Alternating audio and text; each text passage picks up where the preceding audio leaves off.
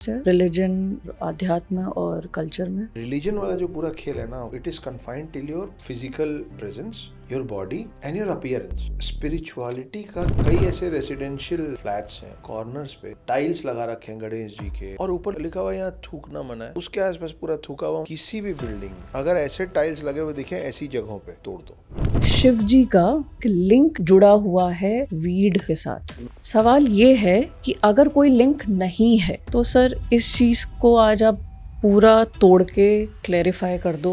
किसी वेद पुराण में नहीं लिखा हुआ कि शिव नशा करते, लेकिन आजकल लोगों में ना भगवान का जो अग्रेसिव पार्ट है उससे वो अपने आप को बहुत ज्यादा कनेक्ट करते हैं। विष्णु जी को अगली बार राम के बाद अगली बार पृथ्वी में आना ही था, फिर से राम रूप लेके क्यों नहीं आ गए, कृष्ण रूप लेके क्यों आए? क्योंकि आपके भगवान भी आपको समझा रहे हैं कि आपको समय के साथ बदलना पड़ेगा। आज की जनरेशन में ये कहना कि आई एम एन एथीस्ट बहुत कूल हो गया है। आज की डेट में लोग क्यों पुतिन को इतना भला बुरा बोल रहे हैं? अगर सब एथीस्ट हो जाएंगे तो पूरे दुनिया में हर गली में हर घर में वो हालत हो जाएगी जो वहाँ एक एथीस्ट बैठा है तो कर दिया है।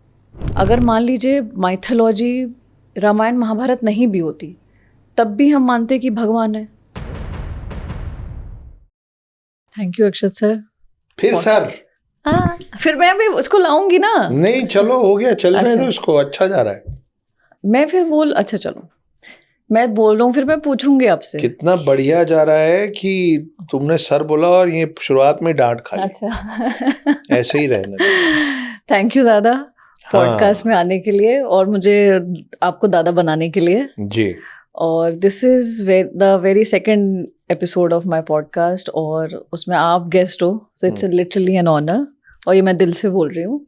और एक चीज़ और बताती हूँ, आज मेरा बर्थडे है तो मेरे लिए ये सबसे बड़ा गिफ्ट है कि wish you a very happy birthday. मुझे नहीं पता था ये बात जेन्युइनली। हाँ हम पिछले 15 मिनट से ऑफ द कैमरा बात कर रहे हैं, लेकिन इस नालायक लड़की ने मेरे को बताया नहीं किसका जन्मदिन। यस मैं चाह रही थी कि मैं आपको ऑन कैमरा ही बताऊं।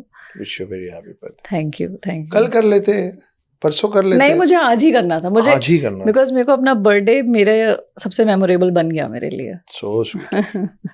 सो So थैंक sweet. यू। और मैंने अपने फ्रेंड्स में, फैमिली में, जिसके साथ भी शेयर किया कि आप आ रहे हो जी। तो एक्साइटमेंट लेवल उन्हीं लोगों ने बढ़ा दिया कि अगर अक्षत सर आ रहे हैं तो मेरा भी एक क्वेश्चन है पूछना यार। अच्छा। उनको सुनना तो बहुत अच्छा लगता है, तो क्यूरोसिटी एक अपने आप डेवलप हो गई। और आपका इंट्रो सर बहुत यूनिक है, सो आई वुड लाइक कि वो आप ही दो, but I would like to just quote 2 lines for you कि आप उन लोगों में से हो जो बोलते हैं तो उनको सुनने का मन करता है और आपकी बात में एक वेट होता है, एक ऑथेंटिसिटी फील होती है और सबसे अच्छी बात है कि आप हर जनरेशन को कनेक्ट कर पाते हो। वो आपका स्टाइल है, आपका नॉलेज है, आई डोंट नो, मतलब वो ऐसा चार्म है कि वो हम सबको कनेक्ट करता है, इसीलिए लोग आपको इतना पसंद करते हैं।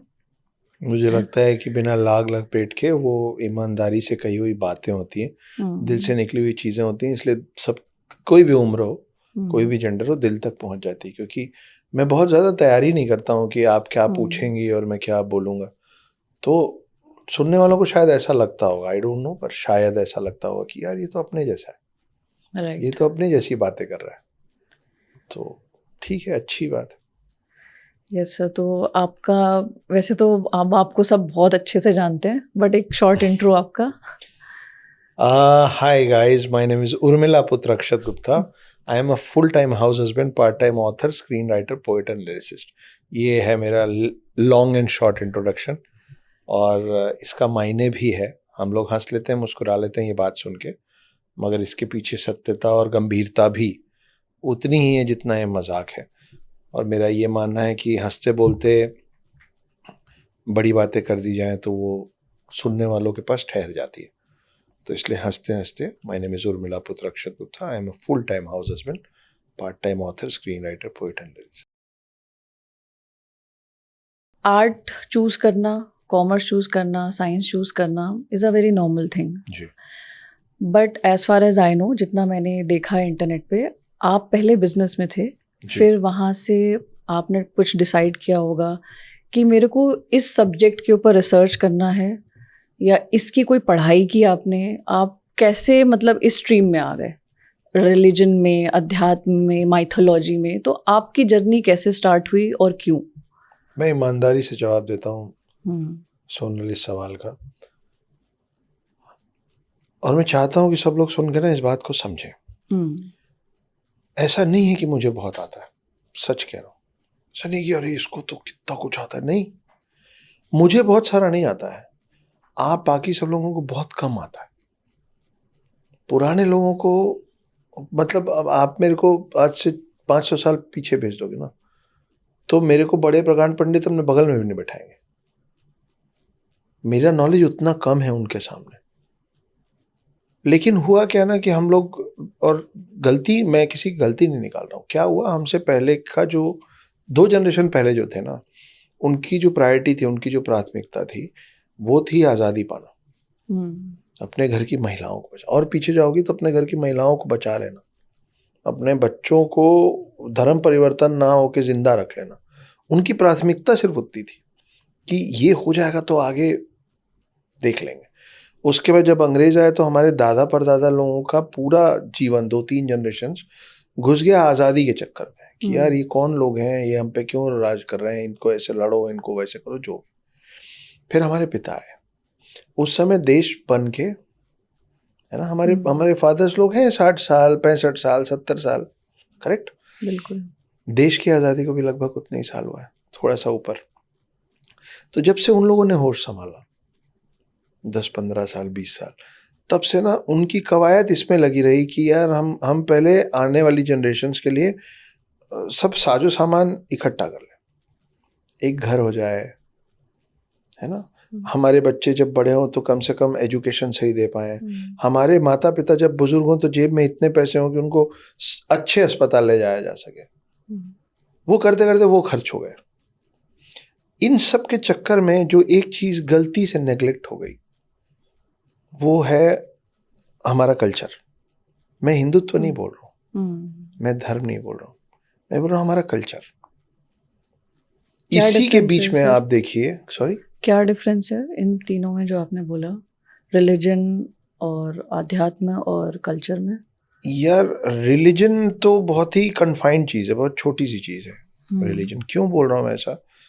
आपका रिलीजन जो है ना, वो आपके शरीर में, आपके घर में, आपकी बातों में दिखता है।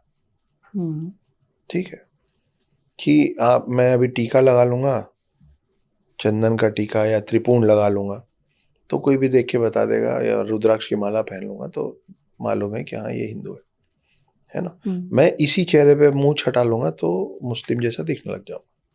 ठीक है, मैं टर्बन पहन लूंगा, पटका बांध लूंगा, तो मेरी दाढ़ी है, मैं सिख जैसा भी लगूंगा।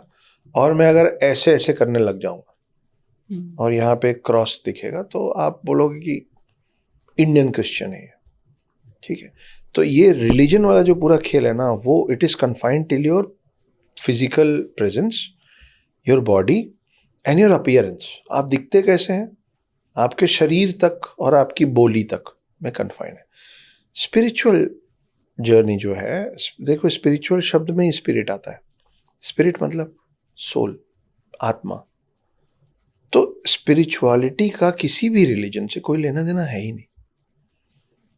मैं मतलब हिंदुत्व को मानूं या इस्लामिक रिलीजन में मेरी आस्था हो, या क्रिश्चियनिटी मेरे लिए ज़रूरी हो, जो भी हो, या मैं एथिस्ट हूँ, मतलब मैं आस्तिक हूँ या नास्तिक हूँ, मैं मूर्ति पूजन कर रहा हूँ चाहे नहीं कर रहा हूँ, मैं कोई भी हूँ, अगर मैं जीवित व्यक्ति हूँ ना, तो स्पिरिचुअल तो मैं हूँ ही हूँ। उसमें लेवल्स अलग अलग हो सकते हैं। जो मेडिटेट करते हैं, उस पर ज़्यादा ध्यान लगाते हैं, ज़्यादा उस पर सोचते हैं, उनका स्पिरिचुअल लेवल हाई हो जाता है। जो नहीं सोचते उनका लेकिन स्पिरिचुअलिटी का रिलीजन से असल में डायरेक्ट नाता कुछ नहीं है। आप आंख बंद करके अगर हिंदू हैं और स्पिरिचुअलिटी में आगे बढ़ेंगे, तो क्योंकि आपके अंदर में शिव का वास है कि आप लगातार, हम हिंदू हैं, हम शिव जी सोचते हैं, हम विष्णु जी सोचते हैं, हम राम सोचते हैं, हम कृष्ण सोचते हैं, हम हनुमान सोचते हैं। तो हम जब स्पिरिचुअलिटी के रास्ते में निकलते हैं तो हम इन लोगों तक पहुंचने की कोशिश कर रहे हैं। पर ये है कौन? ये कौन है? ये सब परमात्मा है ना। तो आत्मा परमात्मा तक पहुंचने की कोशिश कर रहा है। आत्मा का परमात्मा तक पहुंचने का जो जर्नी है वही स्पिरिचुअलिटी के अलग अलग लेवल्स। तीसरी चीज क्या थी? कल्चर। कल्चर का सीधा सीधा लेन देन जमीन से है, मिट्टी से। कल्चर का फिर ये तीनों चीजें अलग अलग। कल्चर का रिलीजन से लेन देन बना दिया गया है। फॉर एग्जाम्पल कि अभी तक मुस्लिम्स अपने परिवार में जब किसी का, उनके परिवार में जब किसी का देहांत होता है तो दफनाते हैं। अभी भी आपको यहाँ कई लोग ऐसे मिल जाएंगे जिनका पजामा ऐसे 1-1.5 फुट ऊपर रहेगा, है ना, और कुर्ता बहुत ही ढीला रहेगा। देखा है ना आप? बिल्कुल। अभी भी आपको दिखेगा कि वो जाते हैं तो वो ऐसे करके हाथ धोते हैं। ठीक है, ये एक्चुअली इनके रिलीजन का हिस्सा नहीं है, ये इनके कल्चर का हिस्सा है। ये पहले वहां रहते थे जहां पेड़ नहीं होते थे। वो भारत नहीं आए थे ना, उनके आसपास जंगल नहीं था। तो उनके पास जब जंगल नहीं था तो वो जलाने की प्रथा कैसे करते? उनके लिए तो लकड़ी बहुत जरूरी चीज थी। तो वो दफनाने लग गए। दफनाओ, खत्म, काम आसान हो गया उनका। मतलब उनके लिए वही, हम भारत में पैदा हुए थे, हम पेड़ पौधे, खेत खलियान, जंगल से भरे पड़े लोग। हमारे लिए लकड़ी की कोई अहमियत ही नहीं रही, आज भी कईयों के लिए नहीं है। तो हम जलाने लग गए। हमारे कल्चर का हिस्सा हो गया जलाना। वो ऐसे क्यों हाथ धोते हैं? इसलिए धोते हैं क्योंकि वहां पानी की बहुत किल्लत थी। जहां पेड़ नहीं होंगे वहां पानी कैसे हो? बिल्कुल। तो पानी की किल्लत, तो पानी बचाने के लिए वो ये this is kind of a reuse कि हाँ चुल्लू में लो और यहां तक धो लो, कम पानी को यूज करो। ये ऊंट लेके रेत में चलने वाले लोग थे, इसलिए 1-2 फुट इनका पजामा ऊपर रहता था कि रेत फंसे नहीं। इनका चप्पल सैंडल भी उसी तरीके से था कि ऐसे झाड़ लो निकल जाए। हमारी जूतियां होती थी ऐसी घूमी हुई टाइट। क्यों? क्योंकि हम हमारे में जाके रेत अंदर नहीं फंसेगी, हम रेत में चल नहीं रहे। समझ रहे हो आप? तो ये कल्चर का हिस्सा है जो इतने समय तक रेगुलर, मतलब कंटिन्यू किया गया कि अब उसको समझ ही नहीं है लोगों को कि वो कल्चर अलग चीज है और रिलीजन अलग चीज है। राइट। कल्चर और रिलीजन, आई थिंक ये आपके पैदाइश पे है। आप किस घर में पैदा हो रहे हो, आप कहाँ। रिलीजन आपकी पैदाइश पे हो सकता है, कल्चर आप जिस जगह पे जमीन में पैदा हुए उसी से कनेक्टेड रहे। बस स्पिरिचुअलिटी एक ऐसी चीज है जो आप अपनी समझ से, कोई भी हो सकता है। इसीलिए हिंदुओं में पंडित होते हैं, मुस्लिम्स में मौलवी होते हैं, क्रिश्चियंस में फादर होते हैं, लेकिन सब में एक ही काम करते हुए वो लोग हैं ना।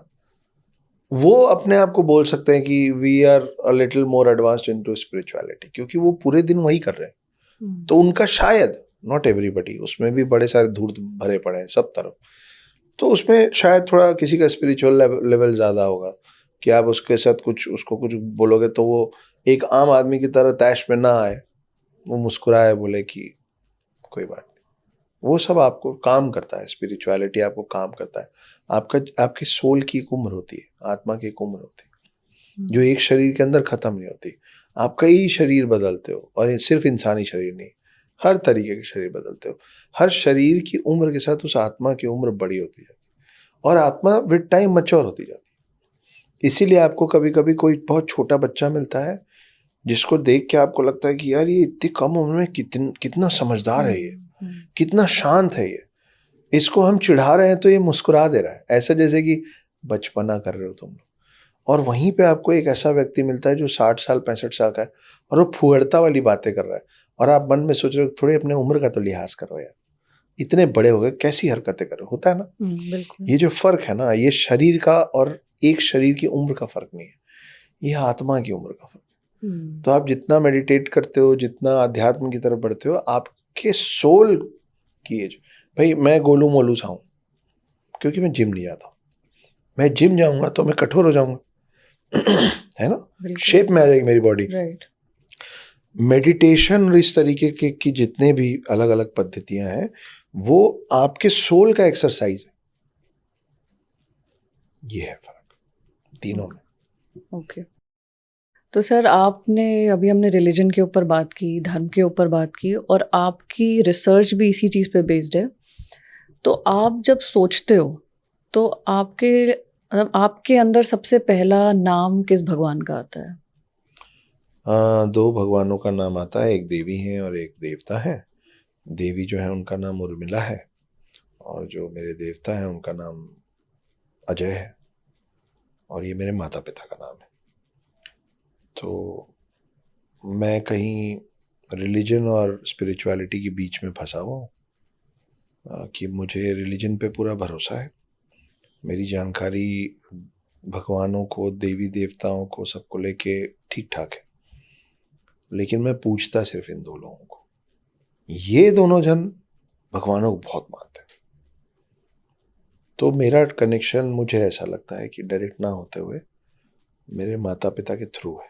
मैं जितने दिन भी उनके पास रह पाता हूँ, वो इंदौर में रहते हैं, मैं मुंबई में रहता हूँ। अब मैं मुंबई में भी कम रहता हूँ, ट्रैवल चलता रहता है। लेकिन जितना भी समय मेरे को उनके साथ मिलता है, रोज़ सवेरे मैं उनका पाँव छू लेता हूँ, जो कि उन्होंने बचपन से नहीं सिखाया था। मॉडर्न टाइप के हैं वो लोग, तो उनके लिए ज़रूरी नहीं था कि रोज़ सवेरे हमारे बच्चे उठें और हमारा पाँव छुएं, जो कि कई घरों का कल्चर है, मेरे घर का नहीं था। और एक दिन अपने मन से आया कि यार, मैं this is something that I should do.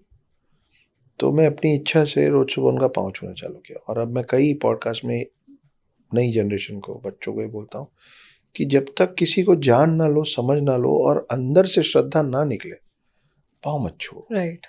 बस इसलिए पाँव मत छुओ। आप शायद इस बात को कोई 10 साल, 12 साल, 15 साल का बच्चा भी सुनेगा, कोई 25 साल के लोग भी सुनेंगे, कोई 60 साल, 50 साल के लोग भी सुनेंगे। 50 साल, 60 साल के, 40 साल के लोग वो हैं जो बोलते हैं बेटा ये अंकल ने पाँव छुओ, और उसको उस आदमी का नाम भी नहीं मालूम आपको कि वो अभी कहाँ से आ रहा है, क्या करके आ रहा है।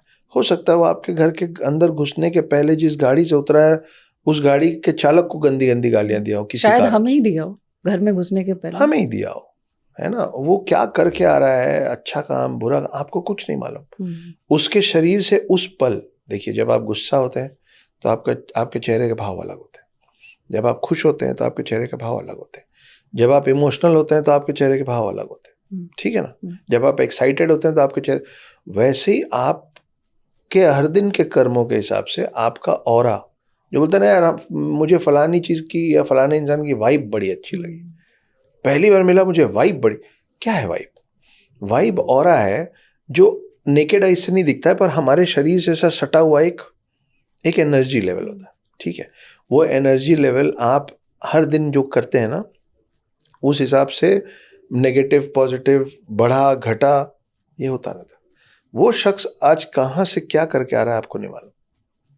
तो आज उसका वाइब, आज उसका एनर्जी लेवल क्या है आपको नहीं मालूम। आपने बिना जाने समझे एक बच्चे को बोला बेटा जाओ पाँव छुओ, वो ओबीडियंट बच्चा है, वो गया दोनों हाथ से अगले का दोनों पाँव छुआ, उसके पाँव से उस समय जो एनर्जी निकल रही होगी वो ये अपने हाथ में लेके अपने माथे पे लगा लेगा। इसका हैक ढूंढा हुआ है सर मैंने एक। बताइए। क्योंकि अब क्या होता है कि अगर हम अपने रिलेटिव्स के यहाँ जा रहे हैं और मैं यूपी से हूँ, तो पाँव तो जरूर छूना है, मेल का भी फीमेल का भी। अभी मेरे को ये चीज़ का रियलाइजेशन बहुत पहले हो गया था कि मैं नहीं छू सकती अगर मैं इस इंसान की दिल से बहुत ना, मैं इसको अपने से बहुत ऊपर नहीं रखती। वो अपने आप निकलता है कि यार I want to touch his feet और हर फीट। तो जब मुझे नहीं छूना होता है तो मैं घुटने छूती हूँ, मैं बस यहीं से लौट जाती हूँ। हाँ, वो मजाक में अभी बोलते हैं ना, पंजाबी लोग बोलते हैं ना पीपी। हाँ। पैरी पहना वो पैरी पहना मैं छूती भी नहीं, मैं बस ऐसे हो जाती हूँ, झुक जाती हूँ कि हाँ मैंने कर दिया आदर, मान दे दिया आपको। नहीं, मेरा ये मानना है, जो बच्चे सुन रहे हो कोई प्रॉब्लम नहीं है, आप इसका क्लिप काट लीजिए खुद ही, जो लोग देख रहे हैं वो काट लें, वो अपने बड़ों को भेज दें कि भाई मेरे मन से निकले तो मैं छूंगा, मेरे को हर आए गए शख्स के लिए मत बोलो। मैं जिसको नहीं जानता हूँ मैं उसका पाँव छू के उसकी एनर्जी अपने माथे पे क्यों लगा रहा हूँ? अरे सर, लोग मैं देखती हूँ, जैसे मान लीजिए कोई पॉलिटिशियन आ रहा है, सब पैर छूने लग जाते हैं। उस पॉलिटिशियन ने देखा भी नहीं तुमको, हाँ। उसने तुम्हारी तरफ नजर भी नहीं डाली, लेकिन तुम इतना झुक गए बस किस चीज के लिए कि अरे बड़ा आदमी आ रहा है। अभी आप देखिए, वो अब भी 1 महीना भी नहीं हुआ, स्टैम्पीड में कई लोग मर गए। हाँ। वो कोई गुरुजी थे, उनके पाँव का धूल उठाने के लिए, अरे वो धूल ही रहेगा, उस पे किसी का भी पाँव पड़े, ये कोई समझदारी नहीं है। तो आप किसका पाँव छू रहे हो, आप किसके साथ उठ बैठ रहे हो, आप किसको गले लगा रहे हो, इससे बहुत फर्क पड़ता है। बिल्कुल, और ये चीज़ें कॉन्शियसली करनी चाहिए। बिल्कुल कॉन्शियसली करनी चाहिए, बिल्कुल मत करो। 2-3 चीज़ें हैं जो मेरे को लगता है कि गड़बड़ हो रहा है कई जगह, खास करके कंपैरेटिवली दिल्ली बॉम्बे से छोटे शहरों में। जो कुछ पुरानी बिल्डिंग्स हैं उनके आप सीढ़ी लोगे ना, सीढ़ी से अगर जाओगे, अब तो सब जगह लिफ्ट है, पर by any chance if you will take, कई ऐसे रेसिडेंशियल फ्लैट्स हैं जिसकी आप सीढ़ी लोगे ना तो उसके कॉर्नर्स पे, टर्न्स पे उन लोगों ने टाइल्स लगा रखे हैं गणेश जी के, लक्ष्मी जी के, अलग अलग, सिर्फ हिंदू भगवान। देवी के पैर बने होते हैं। नहीं, पैर तो चल जाएगा, एक एक सिंगल टाइल में पूरे भगवान, और ऊपर लिखा हुआ यहाँ थूकना मना है, उसके आसपास पूरा थूका हुआ। वहां 4 टाइल इसलिए लगा दिया गया है कि भगवानों की तस्वीर देख के लोग ना थूके। तो मेरे भगवान का बस यही काम रह गया। और अगर आप ये करके ये करना चाह रहे तो बाकी रिलीजन के भी गॉड्स को लगाओ, वो नहीं लगाएंगे, वो सिर्फ हिंदू गॉड्स। और आपने देखा नहीं देखा मालूम नहीं, लेकिन मेरी इस बात से बहुत सारे लोग, मेरी उम्र के और मेरे से बड़े लोग कनेक्ट करेंगे कि बहुत सारी गलत जगहों पे टाइल में वो लगा दिया जाता है और उसके आसपास ढेर गंदगी होती है। मेरी यंग जनरेशन, 19 साल के हो, 15 साल के हो, 20 साल के हो, 25 साल के हो, किसी भी बिल्डिंग में अगर ऐसे टाइल्स लगे हुए दिखे ऐसी जगहों पे, तोड़ दो। ये मत सोचो अरे भगवान की तस्वीर बनी मैं कैसे तोड़ दूं, तोड़ दो उसको, वो तुम्हारे भगवान की जगह नहीं है। ये कोई बात हुई? मतलब जो चाहेगा आपका भगवान का तिरस्कार करना, उसको कुछ नहीं करना है, वो बस उस सीढ़ी में मुड़ते मुड़ते पीक देगा। तो ये सब गड़बड़ चीजें हैं। इस सब चीजों को हमारी जो जनरेशन है, जिस उम्र में मैं हूं, हमारे बच्चे हैं उस उम्र के जहां पे हम उनको ये सब सिखा समझा सकते हैं, बदलना पड़ेगा। क्योंकि सर एक्चुअली यही है कि एक तो मुझे 2 चीज़ें लगती हैं कि हमारा जो हिंदू जो रिलीजन है जी, सबसे ज़्यादा एक्सप्लॉइटेड कह सकते हैं, यही रिलीजन है। और अब आज के टाइम की बात करें, आज के टाइम से मैं बात कर रही हूँ 90s से, जब से मैं देख रही हूँ, समझ रही हूँ चीज़ों को, लोग बहुत अपने कंफर्ट के हिसाब से रिलीजन से चीज़ें ले लेते हैं, जितना उन्हें ठीक लगता है उतना ले लेते हैं। एक सर ये one of the most important question भी है आज के पॉडकास्ट का, और ये पूरा टोन सेट करेगा हमारी आगे कॉन्वर्जेशन का भी। और ये चीज़ हम सब ने ज़रूर ऑब्जर्व करी होगी, होती आ रही है, मुझे समझ नहीं आता कि कोई इसको ब्रेक क्यों नहीं कर रहा। और क्योंकि सर आप कहते हो कि माइथोलॉजी मिथ्या है अगर आप उसे मानते नहीं हो, तो हम ऐसे मिथ्स उठाएंगे जो चले आ रहे हैं, ठीक है, लेकिन हम उसको सत्यलॉजी में कन्वर्ट करेंगे अपनी कॉन्वर्जेशन के थ्रू। चलिए करते हैं कोशिश। तो सर एक आई डोंट नो ये मिथ्या है कि नहीं, जितना मैंने जाना है, मैंने पढ़ा है, तो एक शिव जी का एक लिंक जुड़ा हुआ है वीड कैनबिस के साथ। और मुझे नहीं पता कि कोई लिंक है या नहीं है। सवाल ये है कि अगर कोई लिंक नहीं है तो इसको रोका क्यों नहीं गया अभी तक? और क्या ये हमारी रिस्पॉन्सिबिलिटी नहीं बनती है कि जो हमारे सबसे बड़े भगवान हैं, हम उनके अराउंड इस मिथ्या को ख़त्म करें? और अगर हम नहीं कर रहे हैं तो हम जनरेशन ऑन जनरेशन इस चीज़ को पास ऑन करते जा रहे हैं। मैं भी देख रही हूँ, आपने भी देखा होगा। देखा है, बिल्कुल। आपके मेरे डैडी, भांग भी जुड़ा हुआ है। हाँ, और मेरे डैडी ने भी देखा है, यहाँ तक कि पोस्टर्स हैं। और हमारी जनरेशन तो भोले बाबा का प्रसाद है कह के, तुम्हें करना है तुम करो ना, उसको भगवान से मत करो फिर वो। तो सर इस चीज़ को आज आप पूरा तोड़ के क्लैरिफाई कर दो, सारी जनरेशन के लिए, सारे शिव भक्तों के लिए, सबके लिए। एक एक करके अपन इसको ब्रेक करते हैं, ठीक है जी। तो पहली बात तो जितने भी लोग ये बोलते हैं कि अरे वो तो शिव फूकते हैं, मैंने सुना है अपने कान से ऐसे एकदम इजीली बोल, हाँ तो हमें भगवान फूकते हैं, हमको क्या प्रॉब्लम। अगर आप शिव के नाम पे ही कर रहे हो तो फिर आप बाल कटवाना छोड़ दो, आप जटा बनाओ, है ना। आप शिव तो विष भी रोक लिए थे, तो घर में होगा कोई कुछ ना कुछ ऐसा विश, ट्राई करो। शिव भस्म लगा के घूमते हैं, नंगे पैर घूमते हैं और एक छाल पहने होते हैं, तो हो जाओ निवस्त्र। फिर शर्ट पैंट पहन के या जीन्स पहन के घूमना बस। तो अगर आप शिव के नाम पे कर रहे हैं तो फिर शिव जो जो किए सब कीजिए। उतरो मोटरसाइकिल से, बैठो बैल के ऊपर, करो सवारी। उसके बाद वैसे तो ये गलत ही है, लेकिन उसके बाद अगर बोलोगे ना तो एक बार मैं सोचूंगा भी कि हाँ भाई ये शिव भक्त ही होगा, क्योंकि पूरा धारण कर लिया उनको। तो इसको किसी ने गलत बता दिया तो सब चीजें जहां धारण किया उसमें इसने ये भी धारण कर लिया, ठीक है। तो ये जो है कि आप जीन्स पहन के कसौली चले गए और मनाली चले गए और वहां पे बोले रहे हमारे शिव करते हैं, तो शिव और बहुत कुछ करते हैं। दूसरा, ये बात क्यों जुड़ी हुई शिव जी? पहला तो पूरे शिव पुराण में कहीं ऐसा नहीं लिखा है, किसी वेद पुराण में नहीं लिखा हुआ है थैंक यू सर कि शिव नशा करते थे, गलत बात है। लेकिन एक चीज लिखी हुई है जिसके कारण इसको लोगों ने अपने अपने हिसाब से मैनिपुलेट कर लिया है। वो ये लिखा हुआ है कि शिव इतने भोले हैं, भोला भंडारी है वो, उसको जो चढ़ा देते हैं वो ले लेता है।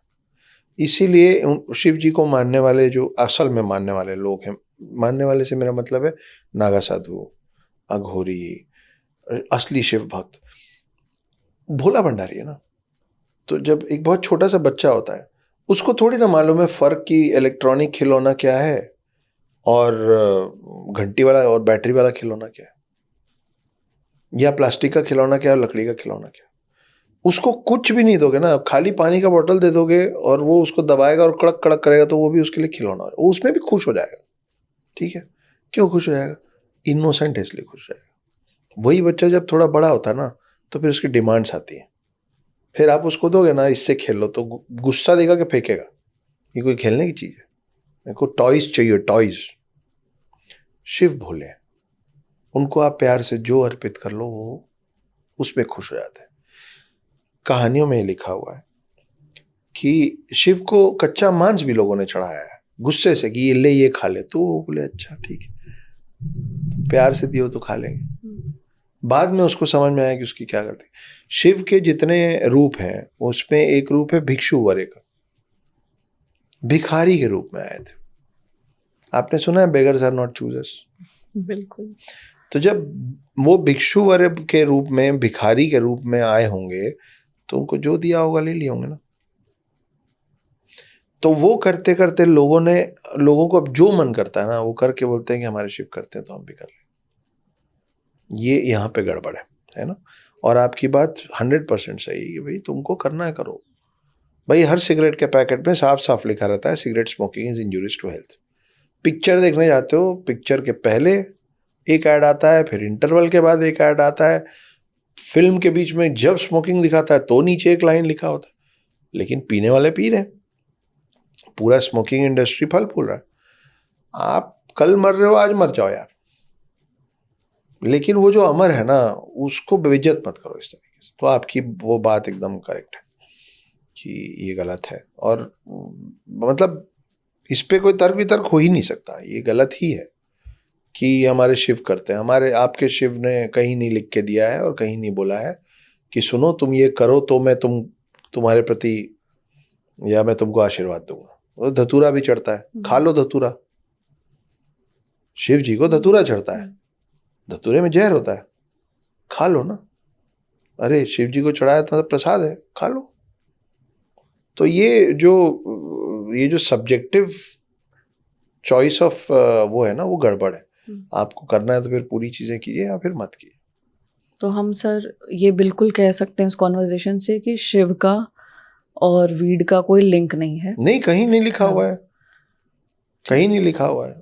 मेरे को तो I don't know, I may be wrong in this point which I am gonna make, पर मुझे नहीं लगता कि जब वेद पुराण लिखे हो गए होंगे तब चरस और गांजा बना भी होगा।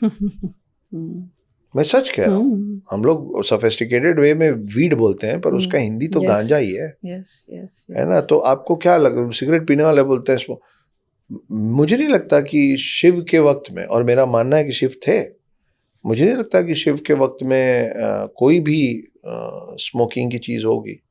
तो सर क्यों इस चीज को रोका नहीं किया? और मैंने वो छोड़ो यार, शिव तो और पहले आए हैं। आप रामायण महाभारत में देखिए हो, रामायण महाभारत में विलेन शकुनी हो, दुर्योधन हो, वो भी आपको कुछ पीते हुए दिखते हैं क्या?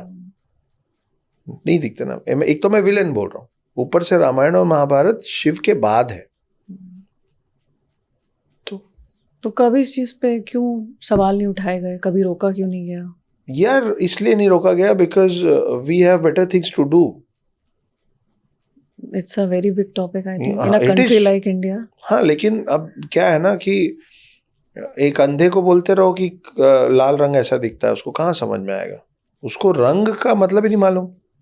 जो जन्मजात अंधा है उसको नहीं मालूम ना रंग का। तो imagine, just for a moment imagine कि आपने कभी कोई रंग नहीं देखा है, आप आंख बंद करो, अभी आपको सिर्फ आपके आंख के आगे काला दिख रहा है, आपने कभी रंग ही नहीं देखा है।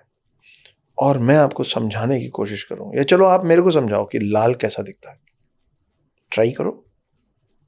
नहीं समझा सकते। लाल चीजों को समझाने के लिए बोला जाता है वो कार लाल कलर की है, आपकी कैब आई है वो व्हाइट कलर की कैब है, ठीक है।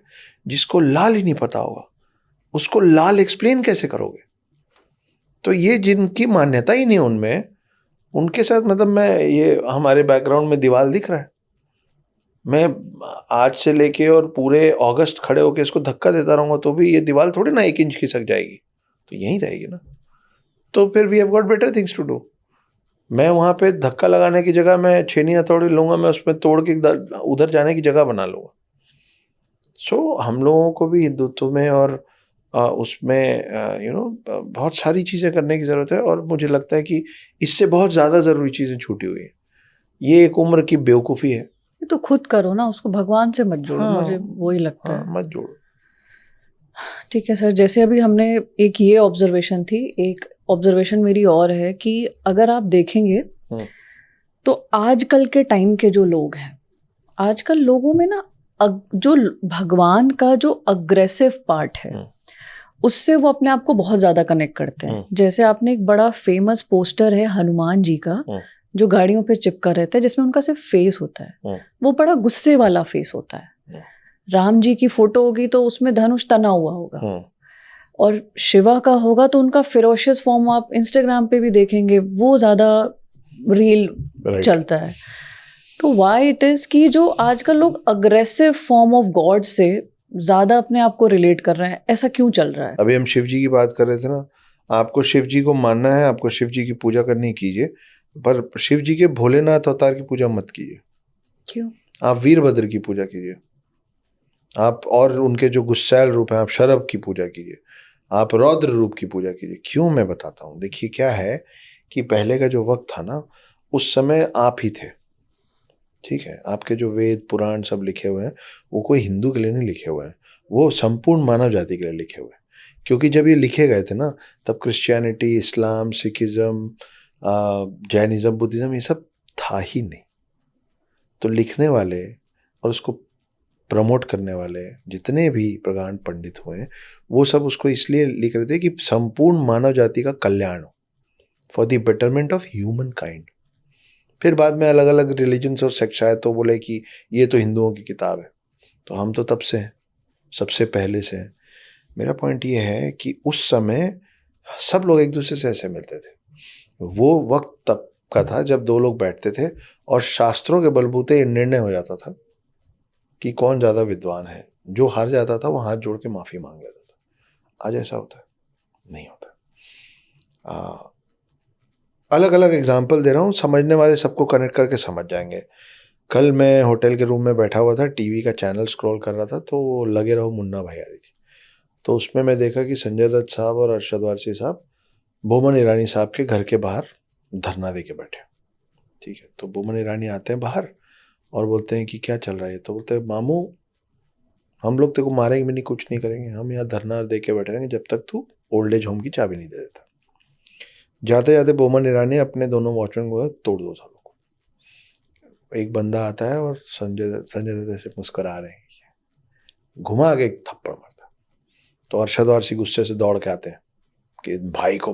तो संजय दत्त रुक रुक रुक रुक, बापू ने बोला कोई एक गाल में मारे तो दूसरा गाल आगे कर लेने का, तो ये ले।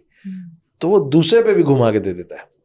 उसके बाद संजय दत्त उसको एक थप्पड़ मारते हैं, बोलते बापू ने ही नहीं बताया, दोनों में मार दे तो क्या करना है। ठीक है ना। तो वो वक्त अलग था कि जब आप दो लोग शास्त्रों पे बात करके और सही गलत का निर्णय हो जाता था। आज ऐसा नहीं होता है। आज शास्त्रों के साथ शस्त्रों की जरूरत है। कहाँ से आया ये शब्द काफिर? बैन हो जाना चाहिए देश में काफिर शब्द, कि काफिर बोलोगे तो अंदर घुसा देंगे तुमको। काफिर का मतलब यही हो गया है कि जो अल्लाह को ना माने वो काफिर। लेकिन हमारे रिलीजन में कहीं ऐसा नहीं लिखा है ना कि जो भगवान को ना माने वो असुर। अब मैं अगर ये बोलने लग जाऊंगा कि तुम तो सब देवों के बच्चे हो, तो जो शिव को और विष्णु को ना माने, जो राम को और कृष्ण को, वो असुर, तो क्या होगा देश का? तो अगर मैं ये बोलूंगा और गलत है, तो फिर कोई भी इस देश में अगर चाहे फिल्मों में चाहे कहीं भी किसी भी रूप में ये बोल रहा है कि अल्लाह को नहीं मानने वाला काफिर है, तो फिर उसको बैन करना चाहिए। आप उनको नहीं बदल पा रहे हो, तो अपने आप के बचाव के लिए भी आपके हाथ में हथियार तो होना पड़ेगा ना। सामने वाला तलवार चलाएगा तो आप अपना बचाव खाली हाथ से करोगे, हाथ कट के अलग गिर जाएगा आपका। तो तलवार को रोकने के लिए आपके हाथ में तलवार चाहिए ना। कमिंग बैक टू लगे रहो मुन्ना भाई में गांधी जी, आपको और मुझे समझ में नहीं आया, हमारे पिताओं को समझ में नहीं आया कि जब गांधी जी ये नॉनसेंस बात दे रहे थे ना कि नॉन वायलेंस, हम लोग सबकॉन्शियसली अपने सारे भगवानों को नकार रहे थे। क्योंकि आप उस कौम में पैदा हुई हैं जहां आपके घर में शस्त्र पूजा होती है। सिंह है ना आप, सोनल सिंह है आपका पूरा नाम। आपके घर में और लगभग हर हिंदू घर में अलग अलग समय में, खास करके दिवाली के आसपास, शस्त्रों की पूजा होती है। आप उस कौम में पैदा हुए हैं जहां पे हर देवी देवता के हाथ में अस्त्र और शस्त्र, महिलाओं के भी। जब आप नॉन वायलेंस का गाना गाना शुरू करते हैं तो फिर आपको लगता है कि परशुराम गलत थे, तब आपको लगता है कि शिव, विष्णु, राम सब गलत थे। तो हम भोलेनाथ की पूजा करते करते उनको, भाई आप जिसको आइडल मानेंगे आप अपने आप को वैसे ही बनाना चाहेंगे ना। मेरे आने वाली जनरेशन भोली होगी तो खत्म हो जाएगी। नहीं चाहिए मेरे को भोली जनरेशन। मेरे को चाहिए कि मेरी आने वाली जनरेशन को वो आगे बढ़ के लोगों से ऐसे मिले, लेकिन उससे जो मिल रहा हो उसको मालूम हो कि उसको ऐसा करना आता है। अब आप चुन लो कि मैं आपसे ऐसे मिलूं या ऐसे मिलूं। आप मुझसे जैसे मिलोगे मैं आपसे वैसे मिलूंगा। आप मेरे को प्यार से ग्रीट करोगे, मैं दोनों हाथ जोड़ के मिलूंगा। आप मेरे से गलत तरीके से पेश आओगे, मैं वही दोनों हाथ आपके ऊपर इस्तेमाल कर लूंगा। मैं वही बात बोल रहा हूं मैं कि आप तलवार के सामने आपको तलवार लगाना पड़ेगा। आप मेटल, आप डंडा नहीं झेल सकते। हम लोग डंडा पड़ेगा तो हाथ करते, तो फिर ऐसे से करते कि नहीं करते। तो डंडे को रोकने के लिए कुछ तो चाहिए। तो कोई प्रॉब्लम नहीं है। अगर शिव का रौद्र रूप की फोटो लग रही है, लगनी चाहिए। अगर विष्णु जी, वो जो यदा यदा धर्मस्य वाला जो फोटो चलता है कि वो रथ पे भीष्म खड़े हैं और यहाँ से वो चक्र लेके दौड़ गए गुस्से से कृष्ण, हम क्यों कृष्ण का सिर्फ प्रेम वाला रूप दिखा रहे हैं? कृष्ण ने भी युद्ध किए हैं, कृष्ण को भी गुस्सा आया, कृष्ण ने भी चक्र चला के लोगों का गला काटा है। तो आपको उस रूप के बारे में मालूम होना चाहिए, और आपसे ज्यादा आपकी गाड़ी के पीछे जो गाड़ी चल रही है ना, उसको मालूम होना चाहिए कि भाई वो गाड़ी के अंदर शायद नीचे अपने पैर पे लिखा होगा वेलकम, लेकिन पीछे से गाड़ी ठोकोगे तो आके दूसरा गाल नहीं बढ़ाएगा। तो तना हुआ धनुष अब के समय, देखिए आपके जो भगवान है ना, वो भी अलग अलग समय में अलग अलग रूप धारण करके आए। तो अगर विष्णु जी को अगली बार राम के बाद अगली बार पृथ्वी में आना ही था, तो फिर से राम रूप लेके क्यों नहीं आ गए? कृष्ण रूप लेके क्यों आए? क्योंकि आपके भगवान भी आपको समझा रहे हैं कि आपको समय के साथ बदलना पड़ेगा। अगर मर्यादा पुरुषोत्तम राम महाभारत में आते, आप मर्यादा उसके साथ खेलेंगे जिसको मर्यादा शब्द का अर्थ पता हो। मर्यादित लोगों के साथ मर्यादा के दायरे में लड़ा जाता है। अमर्यादित लोग के साथ आप मर्यादा के दायरे में लड़ेंगे तो आप बोलेंगे शाम को 5 बज गया, मैं शंख बजा रहा हूं, मेरा युद्ध रुक गया, और वो रात को 10 बजे आपको काट देंगे। तो फिर आप खेलते रहो मर्यादा, कि नहीं नहीं अभी तो सूर्योदय होगा तब होगी लड़ाई। वो उसको मतलब ही नहीं है सूर्योदय और सूर्यास्त से। उसको जब मौका मिलेगा वो आपको मारेगा। तो फिर आप रात भर लड़ोगे ना। तो आपके विष्णु भी आपको ये समझा रहे हैं कि देखो बॉस, महाभारत में राम सूट नहीं होंगे और रामायण में कृष्ण सूट नहीं होंगे। इसीलिए आप राम जी के साथ मर्यादा पुरुषोत्तम राम लगाते हैं, कृष्ण के साथ मर्यादा पुरुषोत्तम कृष्ण नहीं लगाते, क्योंकि मर्यादा में रह के महाभारत का युद्ध नहीं कराया जा सकता। आप समझ रही हैं? तो अब आप जिस दुनिया में जिस समय में जी रही हैं, आपके एक हाथ में अगर गीता है तो दूसरे हाथ में गंडासा या गदा होना चाहिए। दादा आपने जैसे अभी कहा ना कि कृष्ण को लोग लवर या उनकी वो प्रेम छवि से वो करते हैं, तो ऐसा होता है कि भगवान को ना कहीं करेक्टर फॉर्म में देखा जाता है। जैसे कि कृष्ण का एक रूप वो भी है, लेकिन कृष्ण का दूसरा रूप भी है कि उन्होंने पूरी महाभारत में जो उनका रोल रहा है, तो भगवान को ये करेक्टर बना देना, जैसे शिव का जो हमने डिस्कशन किया वीड के साथ, चरस के साथ, ऐसे वो जो करेक्टर बना देते हैं ना, वहाँ हमसे गलती हो जाती है।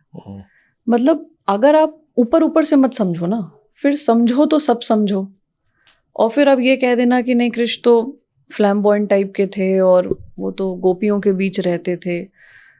तो वही चीज़ है कि मतलब या तो समझो तो पूरा समझो, वरना फिर ये आधा अधूरा, यही प्रॉब्लम है एक्चुअली जो हम पहले कहते हैं ना कि रिलीजन से हम अपने कंफर्ट से उठाते हैं।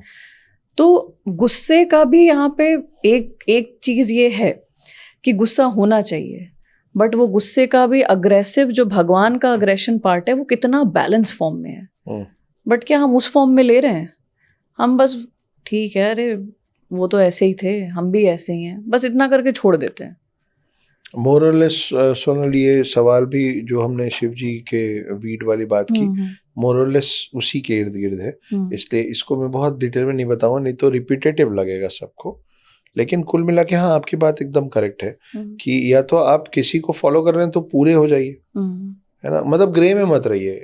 या तो आप बोलिए कि मैं ऐसे ही हूँ, फिर उसको उसके तर्क वितर्क में, उसके जस्टिफिकेशन में भगवानों की कुछ चीज़ें उठा के अपने साथ मत जोड़िए। आप इंसान हैं, आप पहली बात तो आप इंसान हैं, आप भगवान से अपना कंपैरिजन ही मत करिए। वो जो कर गए हैं वो आप नहीं कर सकते हो, इसीलिए वो आज तक अजर अमर हैं और आप उनके बारे में पढ़ रहे हैं, है ना। इसलिए उनकी वो जिस दिन उनका जन्म होता है तो जन्माष्टमी के नाम से पूरा देश जगा रहता रात भर, उनके आने की खुशी मनाते। तो आप कब आए हैं वो आपके आसपास वाले आपका बर्थडे भूल जाएंगे। तो मत सोचिए कि आप वहाँ उसके आसपास भी पहुँच सकते हैं, है ना। कोई नहीं, आप अभी अयोध्या के लिए हम 500 साल से लड़ के आप जाके वहाँ अयोध्या में मंदिर बनाया, आपके लिए आपके मरने के बाद 50 दिन नहीं लड़ेगा कोई आपके लिए, ये सत्य है। मेरे लिए भी नहीं लड़ेगा, हम में से किसी के लिए कोई नहीं लड़ेगा। और अगर हम में से किसी के लिए कोई लड़ेगा तो होगा हम कितना अर्जित करके छोड़ के गए, वो हमारा एक्सटेंडेड फैमिली और बाकी लोग उस चीज़ पे लड़ेंगे कि ये जो छोड़ के गए इसमें आपस में लड़ेंगे, ठीक है। और इसका पूरा विश्व इसका आपको उदाहरण दे सकता है। नामी तौर पे आप अंबानीज ले लीजिए कि धीरू भाई अंबानी के जाने के बाद उन दोनों में भी कलेश हुआ, वो दोनों भी अलग हुए, अपना अपना साम्राज्य बनाए। कौन अच्छा कौन बुरा उस पर हम नहीं जा रहे, पर हुआ ना। तो वो लड़ाई वो खुद के लिए कर रहे थे, पिता के लिए नहीं कर रहे थे। तो आप इंसान हैं, आप ढंग के इंसान बन जाइए, वही बहुत है। आप ये जस्टिफिकेशन कभी किसी को ना दें कि अरे मेरे भगवान ये करते थे इसलिए। तो उस हिसाब से तो मतलब भगवानों ने तो बहुत कुछ किया है, आप उसका 1% नहीं कर पा रहे हो, तो इंसान ही रह लो ना। ठीक है। और सर आज की जनरेशन में ये कहना कि आई एम एन अथीस्ट बहुत कूल हो गया है, बहुत कूल हो गया। तो ऐसी जनरेशन के लिए, ऐसे लोगों के लिए कल्चर को समझना, हमारे रिलीजन को समझना कितना इम्पोर्टेंस है। और अगर वो मान लीजिए नहीं समझ रहे हैं, नहीं जान रहे हमारे रिलीजन को, तो उनका कोई नुकसान है या ठीक है? अभी जो हम काफिर शब्द को लेके बात कर रहे थे ना, कि एक समुदाय का ये मानना है कि अगर तुम मेरे भगवान को नहीं मानते हो तो तुम काफिर हो। हमारे रिलीजन में ऐसा कुछ नहीं। आप विष्णु को माने, आप शिव को माने, आप देवी को माने, आप हनुमान को माने, आप किसी को ना माने, आप मूर्ति पूजन माने, आप किसी भी तरह, आप मतलब वो अघोरी जो है जिसके तंत्र मंत्र विद्या को ज़्यादातर ब्राह्मण और पंडित उसको अप्रूव नहीं करते हैं, है ना, कि that is not right, that is not the correct way, से लेके हर सेक्ट, किसी भी तरीके से, हम जैन को, हम बुद्ध को, हम सिख को, हम सबको अपना मानते हैं। तो हमको पर्सनली इस बात से कोई फ़र्क नहीं पड़ता है कि आप एथिस्ट हैं कि नहीं है, आप आस्तिक हैं या नास्तिक हैं, वो आपका है और आपके साथ जाएगा। मेरा स्वभाव आपके प्रति इस बात से नहीं बदलेगा कि आप आस्तिक हैं कि नास्तिक हैं, है ना, या आपका खान पान क्या है, कि आप सात्विक खाते हैं कि तामसिक खाते हैं। तामसिक मतलब मांस मछली, सात्विक मतलब पौधे होते, मतलब क्या बोलते हैं उसको, वेजिटेबल्स। तो इससे मेरा आपके प्रति स्वभाव नहीं बदलेगा, लेकिन आप इनमें से क्या बन रहे हैं उसके कारण आपके अंदर बहुत परिवर्तन आएंगे। अगर या ना तो आप गॉड फेयरिंग रह जाएंगे, ना तो आप गॉड लविंग रह जाएंगे, है ना। तो आपके लिए फिर कर्मा का कोई मायने नहीं रह जाएगा। क्यों नहीं रह जाएगा? क्योंकि आपको लगेगा आप तो भगवान नहीं मान रहे या किसी को नहीं मान रहे, तो फिर आपके लिए नर्क, दोजक, हेल, हेवन, स्वर्ग और जन्नत, ये सब का कोई मतलब नहीं। तो फिर आप इस जीवन में किसी का भी भला क्यों करना चाहेंगे? या आप कुछ किसी के साथ बुरा करने के पहले क्यों डरेंगे? तो अगर सब लोग ऐसे हो जाएंगे तो आप सोचो कि balance of the world and life कितना बिगड़ जाएगा। फिर आज की डेट में लोग क्यों पुतिन को इतना भला बुरा बोल रहे हैं? भाई उसको जो ठीक लग रहा है कर रहा है। वो यूएन चिल्लाता रहे हमने अरेस्ट वारंट निकाला है, पुतिन बोल रहा है निकाला है, डाल लो अपने पास ही, हम क्या करें? हम तो कर रहे हैं जो करेंगे। हम यूक्रेन पे पहले भी हमला कर रहे थे, अभी भी करेंगे, आगे भी करेंगे। तो अगर सब एथिस्ट हो जाएंगे तो पूरे दुनिया में हर गली में, हर घर में वो हालत हो जाएगी जो वहां एक एथिस्ट बैठा है तो कर दिया है। इसका मतलब हम ये कह सकते हैं कि हमारे रिलीजन को जानने की वजह से हमारे अंदर एक वैल्यू सिस्टम बिल्डअप होता है। बिल्कुल होता है। आप गॉड फेयरिंग रहेंगे तो भी मेरे को चलेगा, आप गॉड लविंग है तो बहुत अच्छी बात है, लेकिन आप बोल रहे हो कि किसी का किसी से कोई लेना देना ही नहीं है। वो बोलते हैं ना तुम्हारा कोई ईमान धर्म ही नहीं है, सुने हो ना, कह रहे इसका कोई ईमान धर्म ही नहीं है। तो ये जिसको बोला जा रहा है उसके लिए कॉम्प्लीमेंट तो नहीं हो सकता है, तो इंसल्ट ही। तो आप क्यों चाह रहे हो कि कोई आपके लिए बोले कि इसका कोई ईमान? फिर तो आपको किसी से प्रेम भी नहीं होना चाहिए, फिर ना किसी पे श्रद्धा हो सकती है, ना किसी पे प्रेम हो सकता है, ना किसी का आदर हो सकता है। तो फिर आप हो कौन? आप तो अपने अस्तित्व से छूट जाओगे। सर इसी कॉन्वर्जेशन से एक क्वेश्चन आ रहा है मेरे को कि सोसाइटी में दो तरीके के लोग हैं। एक वो हैं जो ये मानते हैं कि there is some higher power, कोई एनर्जी है, लेकिन वो माइथोलॉजी के बारे में कुछ नहीं जानते, ना वो पढ़ने में इंटरेस्ट रखते हैं। दूसरे हम जैसे लोग हैं जो भगवान में बिल्कुल मानते हैं और माइथोलॉजी को भी जानने में पूरी इंटरेस्ट रखते हैं। तो बॉटम लाइन देखें तो दोनों मान रहे हैं कि एक हायर पावर है, बिल्कुल। लेकिन महाभारत, रामायण, पुराण होने की वजह से कहीं ना कहीं हमें इस बात का प्रूफ मिल जाता है कि हाँ भगवान है। बस वही इस चीज का डिफरेंस है कि आप किस तरीके से मान रहे हो।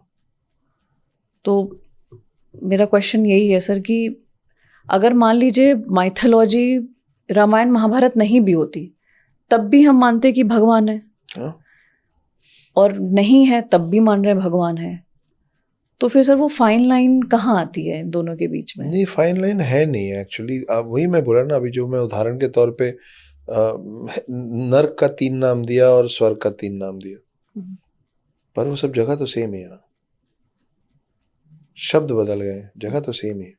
तो मेरा यही कहना है कि आप अगर रामायण और महाभारत को नकार भी देंगे तो अब तो साइंटिफिकली भी लोग फंस जाते हैं इस चीज़ को नकारने में।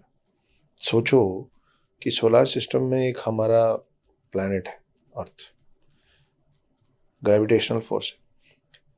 अर्थ का ग्रेविटेशनल फोर्स इतना सा बढ़ जाएगा ना, इतना सा, सोचो इतने बड़े अर्थ का ग्रेविटेशनल फोर्स इतना सा बढ़ जाएगा तो वो सूरज की तरफ खिंचाने लग जाएगा, वो अपना ऑर्बिट छोड़ के सूरज की तरफ जाने लग जाएगा। जैसे हम कोई किसी चीज, किसी कपड़े को नीचे खींच के एक गोल बॉल या कुछ गिरा देंगे, कंचा गिरा देंगे तो गोल में, तो वो ऐसे गिर के कैसे नीचे जाता जाएगा, फाइनली आके वहां रुकेगा, करेक्ट?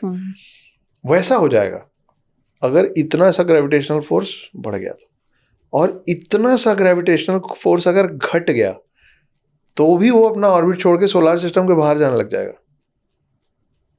लेकिन वो वहीं है। ये इत्तेफाक नहीं हो सकता ना, कोई तो कुछ कर रहा है।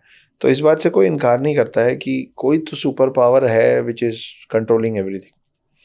It's just that we don't know what is that super power, जिसकी वजह से लोग अलग अलग नाम देते हैं। आप रामायण और महाभारत को नकार भी देंगे तो सिर्फ रामायण और महाभारत दो ऐसी चीजें नहीं है जो ये प्रूव करती हैं कि हमारे भगवान रहे हैं।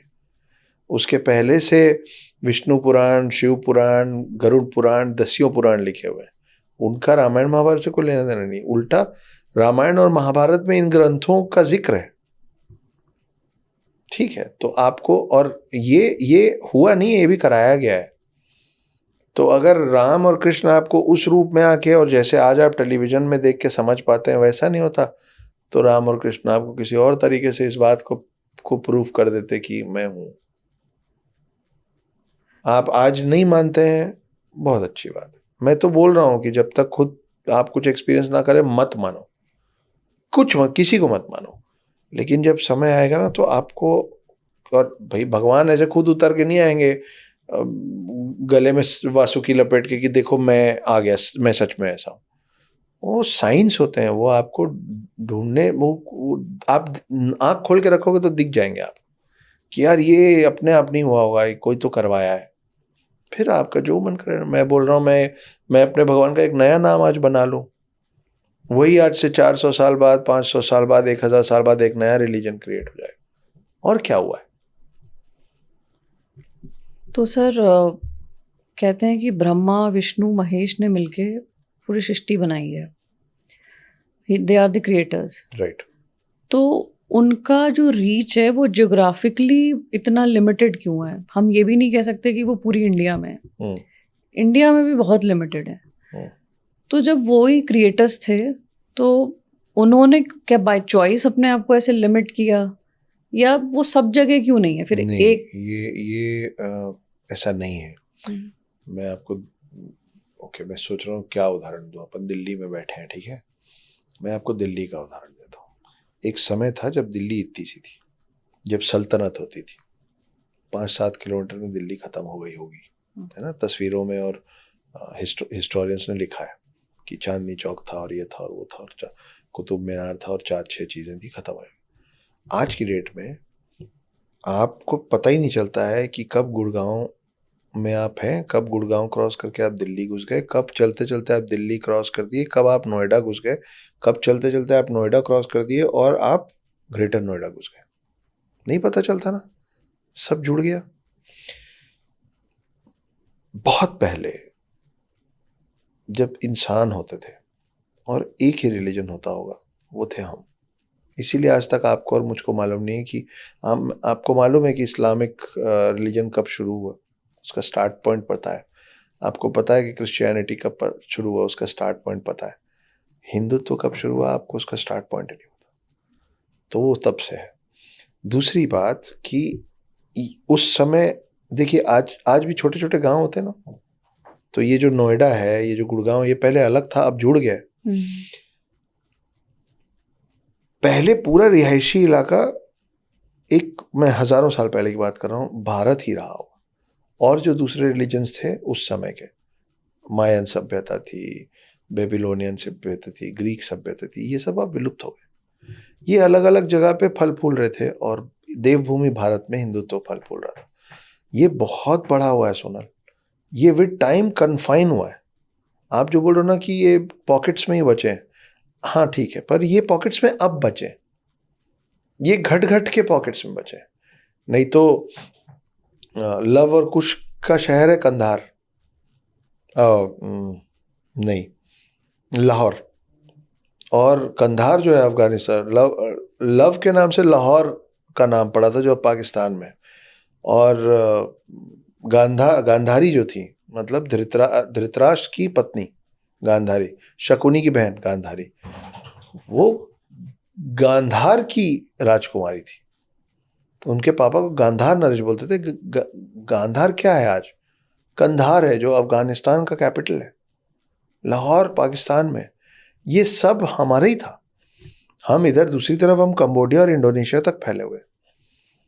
आज की डेट में 2 हिंदू कंट्रीज जो हैं हमारे अलावा, वो एक नेपाल है और दूसरा मॉरिशस है। कहाँ है मॉरिशस? वहाँ हम बसे थे। अलग अलग जगहों पे आज भी हनुमान और हमारी अलग अलग मूर्तियाँ निकलती। तो हम बहुत फैले हुए थे। फिर धीरे धीरे दूसरे रिलीजन्स आए, हमने उनको आने दिया। पूरी दुनिया में जो पहला मस्जिद बना है वो भारत में बना है। राजा दाहिर थे कोचीन, अब जो एरिया कोचीन है, वहाँ पे दुनिया का पहला मस्जिद बनाए थे, हम अलाउ किए थे। राजा दाहिर हिंदू था, हिंदू राजा था। उनके पास लोग आए और बोले हमको वर्शिप करने के लिए एक जगह दे दिए। बोले आप चुन लीजिए, आपको जो जगह चाहिए वहाँ जो बनाना है बना लीजिए।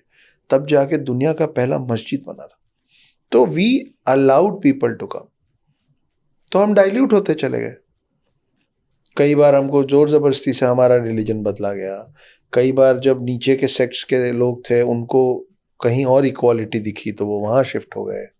आज तो कई लोग पैसे के लिए अपना धर्म परिवर्तन कर ले रहे हैं, ये भी सच है। लोग क्रिश्चियनिटी और इस्लाम पैसे के लिए भी अपना लेते हैं। एक मोटरसाइकिल मिलेगा, अच्छा तुम पे 5 लाख का लोन है, हम 6 लाख रुपए और एक मोटरसाइकिल देंगे, पूरे परिवार को कर लेते हैं लोग कन्वर्ट, है ना। तो अब हम डाइल्यूट हो गए। तो हम शुरू से ब्रह्मा विष्णु महेश इतने में नहीं थे, वो पूरे विश्व में थे। अब वो डाइल्यूट होते होते घटते घटते घटते घटते हमारा दायरा सीमित हुआ है। तो ये उल्टा है पूरा। ओके। तो हम शुरू यहाँ से हुए थे और हम ऐसे बढ़े थे कि पता नहीं चलता था कि क्या नोएडा और क्या गुड़गांव और कहाँ दिल्ली।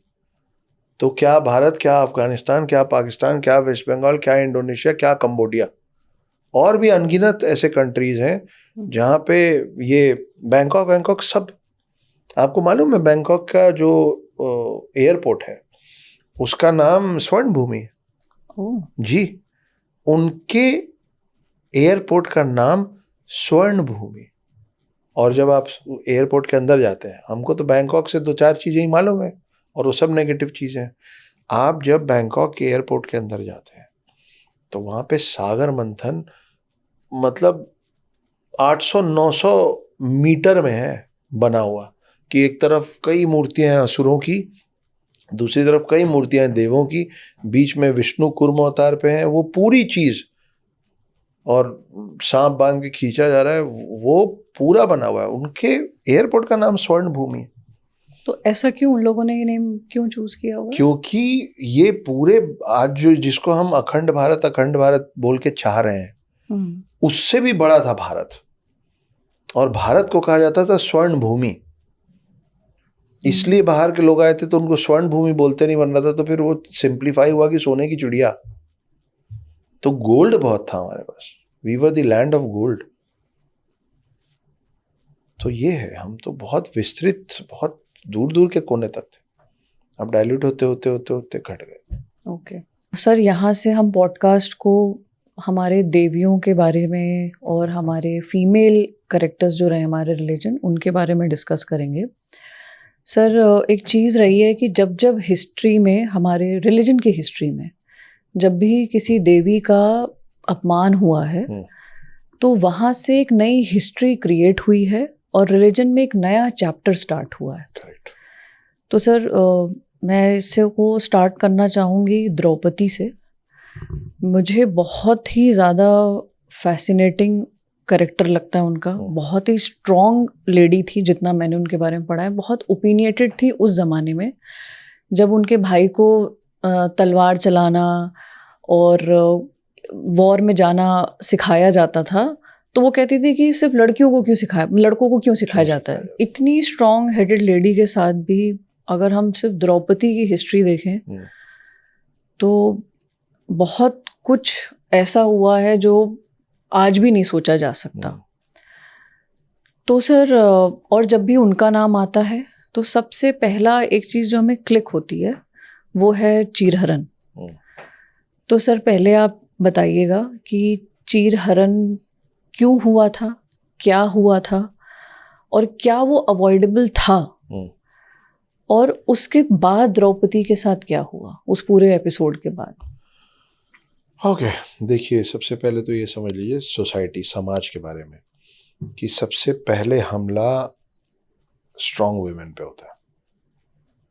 जो दबी कुचली महिलाएं होती हैं उन पे तो लगातार होता रहता है, लेकिन जो सबसे पहले प्लान्ड हमला होता है महिलाओं पे वो उस पे होता है। चाहे आप उसके कैरेक्टर असैसिनेशन की बात कर लीजिए, जो फीमेल काम करती है, बहुत बेबाक है, बहुत बोल्ड है, अपनी बात को सीधे सीधे रखती है, सबसे पहले बहुत सारे लोग मिल के उसके खिलाफ होते हैं। सच है, बिल्कुल है ना। जो अपने घूंघट में रहेगी, अदब में रहेगी, बुर्का पहन के रहेगी, उसको बाद में टारगेट किया जाएगा। मैं जानबूझ के घूंघट और बुर्का दोनों बोल रहा हूँ। जो अपने शर्तों पे जीने की कोशिश करेगी, जो सोसाइटी के नॉर्म्स पे सवाल उठाएगी, सबसे पहले उसको चुप कराया जाएगा। और उसको चुप कराने की जो कर सकेगा इंसान सब करेगा। तो आप ही ने बोला कि she had her own opinions at that time, opinionated थी, बोलती थी। हालांकि ये जो बात है ना कि उन्होंने दुर्योधन को बोला था कि अंधे का बेटा अंधा है, ये इस पे विवाद है। कुछ लोगों का मानना है कि ये बोला गया था और कुछ लोगों का मानना है कि कहीं लिखा हुआ था, हमने नहीं पढ़ा। तो वो अलग अलग चीज़ है। चीरहरण रोका जा सकता था और उसी दरबार में से कई लोग बैठे थे जो चीरहरण को आराम से रोक सकते थे, जिसमें भीष्म पितामह थे, जिसमें द्रोणाचार्य थे, जिसमें कृपाचार्य थे, जिसमें शायद विदुर थे, मैं पक्का नहीं बोल पाऊंगा, मुझे ध्यान नहीं है, लेकिन धृतराष्ट्र थे, है ना। तो ये सब बहुत बड़े बड़े नामी लोग थे। वहाँ कृष्ण नहीं थे। जो चाहते तो चीरहरण को आराम से रोक लेते, पर उन्होंने नहीं किया। ये एक कारण है कि भीष्म पितामह जैसे जैसे भीष्म प्रतिज्ञा लेने वाले इतने बड़े धनुर्धर को भी भगवानों की श्रेणी में नहीं डाला गया आज भी, है ना। युधिष्ठिर ने बहुत कम गलतियां की थी, लेकिन ये बहुत बड़ी गलती की थी, जिसकी वजह से आप पांडवों को देवों का स्थान नहीं देते हो। इसीलिए आज भी दुर्योधन, युधिष्ठिर की, भीष्म पितामह की, अर्जुन की, भीम की पूजा नहीं होती। कहानियों में आप उनका बड़ा बखान कर लेते हो कि युधिष्ठिर जो थे वो झूठ नहीं बोलते थे कभी। धर्मराज युधिष्ठिर, सबसे अच्छे धनुर्धर अर्जुन, सबसे बलशाली भीम, ये सब ठीक बात है, लेकिन इनमें से किसी की पूजा नहीं होती है। उसका एक बहुत बड़ा कारण है चीरहरण का प्रकरण। सर एक बार ऑडियंस की अंडरस्टैंडिंग के लिए ये पूरा एपिसोड बता दीजिए कि ये एपिसोड ये था कि इनको फंसाया गया था। शकुनी के पास मजिशियन मतलब मैजिकल पासे थे कि वो जो चाहता था वो नंबर्स आते थे। अच्छा वो मैजिकल थे। वो मैजिकल थे। उसके पीछे की एक और कहानी है कि वो उसके पिता ने अपनी हड्डियों से बनवाए थे, खुद की हड्डियों से। अच्छा कहानी है, इसमें भी वही है। कई लोग बोलते हैं कि ये है और कई लोगों का बोलना है कि अक्षय गुप्ता कुछ भी बोलते हैं, है ना। तो जिनको लगता है कि अक्षय गुप्ता कुछ भी बोलते हैं वो अक्षय गुप्ता को ना सुने। जिनको लगता है कि हाँ यार बोल रहा है तो अपने मन से तो नहीं बनाया होगा। तो मैंने ये बात सदगुरु से सुनी थी और मुझे बहुत फैसिनेटिंग लगी। ये पहले अपन शकुनी की एक छोटी सी कहानी कवर करते हैं, फिर आगे बढ़ते हैं। तो एक समय में भीष्म पितामह को पता चला कि गांधारी की शादी तो इन्होंने धृतराष्ट्र से करवा दी, लेकिन इन लोगों ने ये बात छुपा ली कि गांधारी मांगलिक थी और उसकी शादी पहले एक पेड़ से या घड़े से या कुत्ते से किसी से तो हुई थी। तो ये बात सुन के भीष्म पितामह फेल्ट चीटेड कि मेरे से धोखा किया है लोगों ने। तो उन्होंने शकुनी के पूरे परिवार को, मतलब गांधार नरेश को, शकुनी को और उनके कुनबे में जितने थे उन सबको यहाँ बुलाया। अब ये बहुत बड़ा राज्य था कुरुवंश का, तो जब बुलाया गया तो आना ही पड़ेगा, तो आ गए सारे। तो बुलाया मेहमान बना के। और उस समय आज की डेट में क्या होता है कि आपके मेरे घर कोई मेहमान आता तो हम बोलते हैं आप क्या खाएंगे। पहले ऐसा नहीं होता था। पहले ये होता था कि हम जो बना के देंगे मेहमान उसको खाएगा। अच्छा कि भाई सबकी अपनी अपनी क्षमता है ना। तो ऐसी इसीलिए बहुत सारी ऐसी चीजें हैं कि शबरी बेर खिलाई तो खा खा के खिलाई, उसके पास बेर ही थे। है ना। कई बार आप किसी वो ऐसी कहानियां हैं जिसमें कोई गरीब के घर कोई भगवान चले गए, तो बोली कि मेरे पास तो और कुछ है नहीं, यही है बस, आधा मैं खा चुकी हूँ या खा चुका हूँ, पर तेरे को भूख लगी बाकी तू खा ले, तो जूठा खा लिए, है ना। तो उसके कारण अतिथि देवो भव के साथ ये भी है कि अब वो देव है और मैं उनको जो परोसूंगी वो खाएंगे। तो आज भी आप देखो यज्ञ करते हैं, पूजा करते हैं, तो जब हम आह्वान करके सारे देवता को बुलाते हैं, तो देवता थोड़ी ना आके बोलते हैं कि मेन्यू का है ना। या तो हमको मालूम है कि कौन से देवता को क्या पसंद है, तो उनके पसंद का रख देते हैं, गणेश जी के सामने लड्डू रख देते हैं टाइप की चीज, और या फिर हमारी जो क्षमता है उस हिसाब से हम अर्पित करते हैं, ठीक बात है। तो भीष्म पितामह ने सबको बुलाया और बुला के उनको सबको एक जेल में ठूस दिया, और हर दिन उनको एक मुट्ठी चावल देते थे खाने के लिए, कि इस एक मतलब सबको एक एक मुट्ठी नहीं, इन सबको मिला के एक सिंगल मुट्ठी कि खा लो। अब एक मुट्ठी चावल में इतने लोग जीवित कैसे रहे, तो रोज एक एक करके लोग मरने लग गए।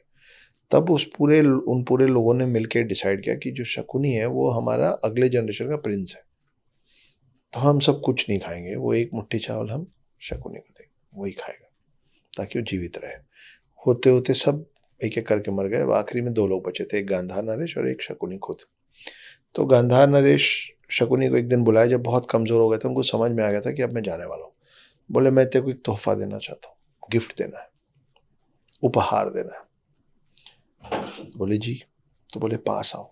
जब वो पास आके खड़े हुए और ये बैठे हुए थे, तो ये अपनी पूरी ताकत से अपने बेटे मतलब शकुनी के टांग पे, घुटने पे इन्होंने लात मार दी, तो शकुनी का घुटना टूट गया।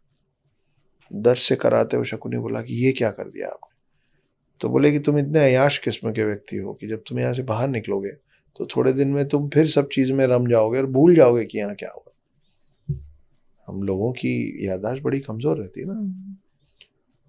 तो मैंने तुम्हारा घुटना तोड़ दिया, अब खड़े होके हर कदम चलते समय तुमको याद आएगा कि तुम्हारे सब रिश्तेदारों के साथ, कुनबे के साथ क्या किया गया है, और तुम्हारा एक ही मिशन है, कुरुवंश की तबाही।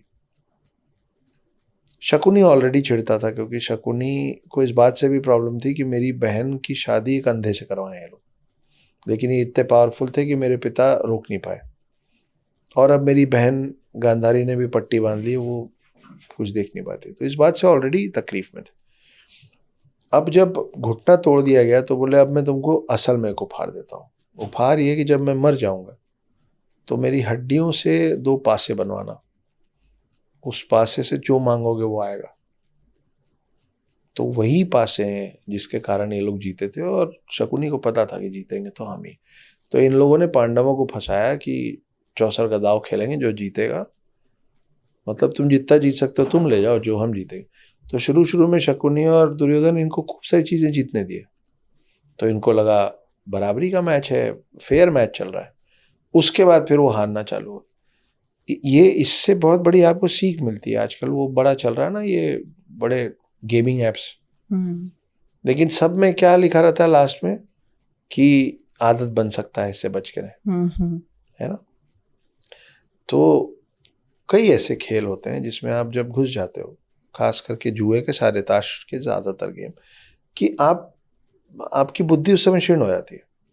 आपको लगता है बस अगला तो मैं ही जीतने वाला हूँ, और उस चक्कर में आप लगाते लगाते बहुत कुछ दांव पे लगा देते हैं। वो करते करते जब युधिष्ठिर सब कुछ हार गए, तो युधिष्ठिर ने द्रौपदी को दांव पे लगा दिया था और वो हार गए थे। तो जैसे ही द्रौपदी हारी तो उनको दुशासन ने उसको खींच के भरी सभा में लाया जहाँ पे महिलाएं नहीं आती थी, और वहाँ पे लाके, और वहाँ पे दुर्योधन के ऑर्डर पे दुशासन ने उनकी साड़ी उतारनी शुरू की। ये इसलिए किया जा रहा था कि ये चाहते थे पांडवों को हम लोग बेइज्जत कर सके अच्छे से, और द्रौपदी से भी प्रॉब्लम तो थी, क्योंकि द्रौपदी का जब स्वयंवर हो रहा था, ये कर्ण का आइडिया था कि बुलाओ और ऐसा करो। क्यों? क्योंकि जब द्रौपदी का स्वयंवर हो रहा था तो कर्ण भी गए थे वहां, लेकिन कर्ण को बराबरी से कॉम्पीट ही नहीं करने दिया गया था। तो उसमें द्रौपदी खुद भी बोली थी कि ये कॉम्पीट नहीं कर सकता, ये सूत पुत्र है, इसके तो खानदान और खून का आता पता नहीं। तो कर्ण का अपना एजेंडा था कि मैं इसको बेइज्जत करूंगा, ये मतलब मैं जीतता या हारता वो तो मेरी क्षमता पे निर्भर होता, पर इसकी वजह से और स्वयंवर है, तो वधू जो चाहेगी वही होगा। तो वधू ने बराबरी का मौका ही नहीं दिया कर्ण को। तो ऐसा आज भी कई लड़कों का होता है कि कोई लड़की नहीं बोल देती है आपको तो आप उसको नुकसान करना चाहते हो, है ना। अनगिनत ऐसे एग्जाम्पल्स। तो कर्ण का ये एजेंडा था। तो ये सब मिलके वो करना शुरू किए। और वहां पे, क्योंकि भाई आप जो जीते हो उस पर तो पूरा हक आपका है, इस चीज के तले दबे ये भीष्म पितामह, द्रोणाचार्य, कृपाचार्य, धृतराष्ट्र खुद, ये लोग कुछ नहीं बोले, ये लोग वो होने दिए। हालांकि फिर कृष्ण आध्यात्मिक तौर पे आए और दुशासन थक गया चीरहरण करते करते, लेकिन वो काम पूरा नहीं कर पाए। उसके बाद द्रौपदी ने ये प्रण लिया था कि अब जब तक दुशासन के खून से मैं अपना बाल नहीं धोऊंगी तब तक मैं बाल नहीं बांधूंगी। और भीम ने उसको ये वचन दिया था कि उसको मार के उसका खून ला के मैं दूंगा तुमको, कि इस तिरस्कार का बदला ऐसे लिया जाएगा। तो फिर बाद में वो सब चीजें हुई थी। तो सर यही इसलिए कहते हैं कि वजह महाभारत की, वैसे कई सारी वजह कहते हैं, लेकिन एक वजह ये है कि इसी के वजह से महाभारत हुई थी। देखिए आज हम लोग ना बहुत सारी ऐसी बातों पे बात करें सोनल, जो हम लोगों ने मन से मान्यताएं बना रखी हैं, जैसे कि वीट की बात हुई और चीज़ों की बात हुई। एक ये आपने भी सुना होगा, सभी ने सुना है कि अरे ये सारे कलेश तो महिलाओं की वजह से है ना। आप खुद महिलाएं, आप बैठी हैं, कि जितने युद्ध होते हैं सब महिलाएं ही कराती हैं, झगड़ा तो महिलाएं ही कराती हैं। ये एकदम गलत लाइन है। असल में मेरा ये मानना है कि अगर उस समय रामायण और महाभारत के समय, रामायण भी बोला जाता है सीता की वजह से, रामायण सीता की वजह से नहीं हुआ था, महाभारत द्रौपदी की वजह से नहीं हुआ था। अगर मेरा ऐसा मानना है कि अगर रामायण और महाभारत के समय में मेट्रियार्की सोसाइटी होती, हम पेट्रियार्की सोसाइटी में रहते हैं ना, पितृ वो, अगर मेट्रियार्की सोसाइटी होती तो रामायण और महाभारत होता ही नहीं। आप महिलाओं में समझ, आपकी संवेदना, आपकी क्षमता, आपकी बुद्धिजीविता हम लोगों से ज्यादा होती है। आपको ज्यादा एक जान की कीमत क्या होती है वो हमसे ज्यादा आप समझते हैं, क्योंकि आप एक जान को जन्म देते हैं। तो अगर धृतराष्ट्र की जगह गांधारी निर्णय ले रही होती तो वो फेयर डील करके और बराबर बांट दी होती, क्योंकि धृतराष्ट्र से ज्यादा गांधारी को ये पता होता कि कुंती का भी एक भी पुत्र मरेगा तो मेरे को तकलीफ होगी, है ना। अगर रावण की जगह मंदोदरी होती तो वो राम को कभी नहीं उठा के लाती। तो पता होता कि एक दायरा है, एक मर्यादा है जिसको मैं लांघूंगी नहीं। ऐसा नहीं कि मैं लांघ नहीं सकती, मैं लांघूंगी नहीं। तो वो सब होने के बावजूद भी लक्ष्मण रेखा तक अगर मंदोदरी चली भी जाती तो मंदोदरी उस लक्ष्मण रेखा को पार नहीं करती कि ये मेरा दायरा है, मैं नहीं लाऊंगी। तो महिलाओं के बीच में जब तक चीजें रहती हैं वो कंट्रोलेबल होती। पुरुषों के पास आपने कभी देखा है दंगों में तलवार हिलाते हुए महिलाएं चल रही हो? पुरुष ही दिखते हैं ना। फिर तो आप लोग के हाथ में सारी चीजों का कंट्रोल नहीं है, इसलिए दुनिया की हालत है। पुतिन की जगह पुतनी होती तो ये नहीं।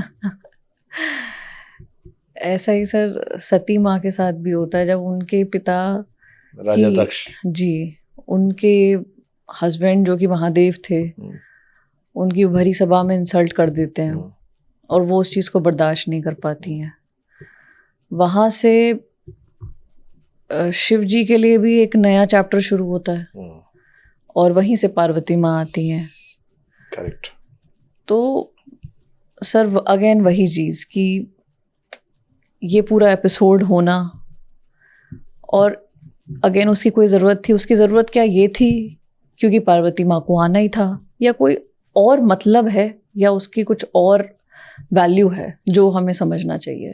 आप लोग ना सोनल, आप लोग मतलब मैं महिलाओं की बात कर रहा हूँ, आप लोग ना ड्राइविंग फोर्स है।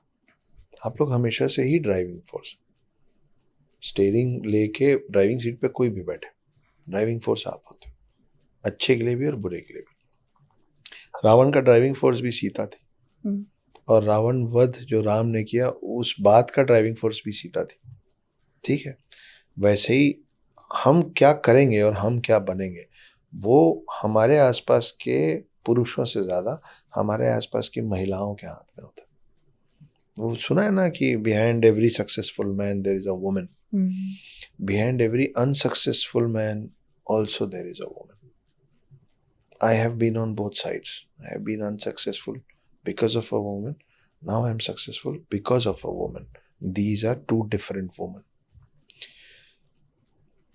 सती वाला जो हुआ, फिर अभी हम सीता की बात किए थे, हम द्रौपदी की बात किए थे। मैं आपको ना एक अलग जो मैं बोल रहा हूँ कि आप लोग ड्राइविंग फोर्स होते हैं, उसको जस्टिफाई करने के लिए मैं आपको रामायण की कहानी सुनाता हूँ। मैं आपको पूरी रामायण सुनाता हूँ अभी, पर मैं आपसे वादा करता हूँ कि आपने रामायण को अभी तक इस नज़रिए से नहीं देखा होगा। राम पैदा हुए, राम का जन्म हुआ, और राम का जन्म हुआ था रावण को मारने के लिए, क्योंकि रावण उनके आने के बहुत पहले से बड़े बड़े पाप कर रहा था। अब पाप का घड़ा भर गया है तो राम को आना है। लेकिन रावण के पास ये वरदान है ब्रह्मा जी से मिला हुआ कि ना मेरे को कोई देव मार सकते हैं, ना दैवीय शक्ति मार सकती है, ना गंधर्व मार सकते हैं, ना ये ना वो, ना अस्त्र ना शस्त्र, ये वो बहुत सारी चीज। तो जब ये वचन मतलब जब ये वरदान लिया जा रहा था, जब रावण ले रहा था और सबका नाम ले लिया, उसने मनुष्य का नाम ले लिया। तो ब्रह्मा जी ने बोला कि तुमने सबका नाम लिया, तुमने मनुष्य का नाम, कि मनुष्य भी मुझे ना मार पाए, ऐसा तो बोला नहीं तुमने। तो रावण प्राइड में बोला था कि ये तुच्छ मनुष्य मेरा क्या बिगाड़ लेंगे। आप समझो, अब रावण को जो मारेगा उसकी मजबूरी हो गई ना कि वो मनुष्य रूप में हो और तुच्छ मनुष्य के रूप में हो। एक मनुष्य तुच्छ मतलब कोई गंदी चीज नहीं होती, तुच्छ मतलब ऑर्डिनरी, ठीक है। अगर राम को शुरू से पता होता कि मैं विष्णु रूप राम हूं, तो फिर वो तुच्छ नहीं रहता ना, फिर तो एक्स्ट्रा ऑर्डिनरी हो जाते, ठीक है। इसीलिए आप देखिए कि आपको कृष्ण के बहुत सारे बाल कांड मिलेंगे, आपको राम का कोई बाल कांड नहीं मिलेगा। राम ने कोई जादू नहीं किया बचपन में, करेक्ट है ना। कृष्ण ने बचपन से खेल दिखाया, क्योंकि कृष्ण को शुरू से मालूम था कि मैं विष्णु रूप कृष्ण हूं। लेकिन राम को पता नहीं रह सकता है, क्योंकि उनको एक आम मनुष्य का जीवन बिता के रावण को खत्म करना है, क्योंकि बाकी तो कोई कर ही नहीं सकता, खुद विष्णु नहीं कर सकते, ठीक है। अब राम आ गए, राम के आने के बाद देवों को समझ में आया कि ये तो इतना अच्छा मनुष्य भेज दिया हमने कि जो अपने पिता के एक प्रण पे अपना खुद का राजपाट छोड़ दे, अपना सिंहासन छोड़ दे रहा है। ये कैसे इतने दूर समंदर पार करके दूसरे के सिंहासन पे हमला करेगा, करवा ही नहीं सकते इससे। तो शायद और यहाँ से ये मेरी सोच है, ठीक है, मुझे ऐसा दिखता है। तब शायद लक्ष्मी जी मदद के लिए आई होंगी सारे देवों के, और लक्ष्मी जी बोली होंगी कि कोई बात नहीं, मारने वाले को ऑर्डिनरी होना ना, उसके आसपास तो हेल्प हो सकता है, तो मैं जाती हूँ। तो देवों ने उनको बताया हुआ कि नहीं नहीं, आप किसी मानव योनि मतलब योनि से पैदा होंगी। तो रावण ने मेघनाथ का लाइफ अच्छा, अपने बेटे का लाइफ अच्छा करने के लिए सारे प्लैनेट्स को कंट्रोल कर रखा है। तो वो जब चाहेगा आपकी बुद्धि भ्रष्ट कर देगा, प्लैनेट्स का जगह चेंज करके, प्लैनेट्स उसके ऑर्डर में चलते हैं, तो गड़बड़ हो जाएगा, तो आपको कंट्रोल कर लेगा। तो लक्ष्मी जी बोली अच्छा, योनि से पैदा होंगी तो कंट्रोल कर, ठीक है, मैं धरती से निकलूंगी, मेरी कोई जन्म तिथि ही नहीं होगी तो कुंडली कैसे बनेगी, कुंडली नहीं बनेगी तो प्लैनेट्स को क्या बोला जाएगा। इसलिए सीता कहाँ से निकली है, धरती से निकली। Okay. सीता की कोई माँ ही नहीं है। अब सीता को ये सेट करना है कि राम स्वयंवर में आए और मैं उन्हीं को चुनूं। तो जब परशुराम अपना धनुष लेके आए थे राजा जनक के पास, सीता के पिता के पास, कि ये पिना का धनुष था, बोले इसको रख लीजिए क्योंकि मैंने 21 बार क्षत्रिय विहीन कर दिया है, अब मैं जा रहा हूं योग निद्रा में या जो भी। उस समय 6 साल की थी सीता देखिए, अच्छा परशुराम बैठे हुए, इन्हीं से तो बुलवाना है कि जो धनुष की प्रत्यंचा चढ़ाएगा वो होगा सही वर। लेकिन ये बात कहाँ से आएगी कि जो इस धनुष का प्रत्यंचा चढ़ाएगा, वो गई, वो धनुष को 6 साल की बच्ची उठा दी। तो परशुराम बोले अरे तो दैवी है, अगर ये दैवी है तो इसके समकक्ष, इसके इक्वल आने के लिए कोई ऐसा होना चाहिए जो इसकी प्रत्यंचा चढ़ाए। तो ये परशुराम बोले नहीं, बुलवाया गया, वो भी हो गया। समय बीता, राम आए, प्रत्यंचा चढ़ाते चढ़ाते धनुष टूट गया, स्वयंवर हो गया, शादी हो गई। वापस अपने राज्य अयोध्या आए, वहाँ पे उनको पता चला सिंहासन मिलने के एक दिन पहले कि यार मैंने प्रण दिया था। अब वो अभी बोल रही कि भरत को बनाओ, तुम नहीं बनोगे, तुम तो वनवास पे जाओगे। तो राम सीता को बोले कि मैं जा रहा हूँ, लेकिन आप तो राजकुमारी हैं, आप क्यों जा रही हैं? मैं 12 साल बाद लौटूंगा, आप आराम से आ रही है। क्योंकि प्रण तो सिर्फ राम और लक्ष्मण के ऊपर था। ठीक है, तो सीता, लक्ष्मी रूपी सीता ने बोला हुआ कि नहीं नहीं, मैं साथ चलूंगी।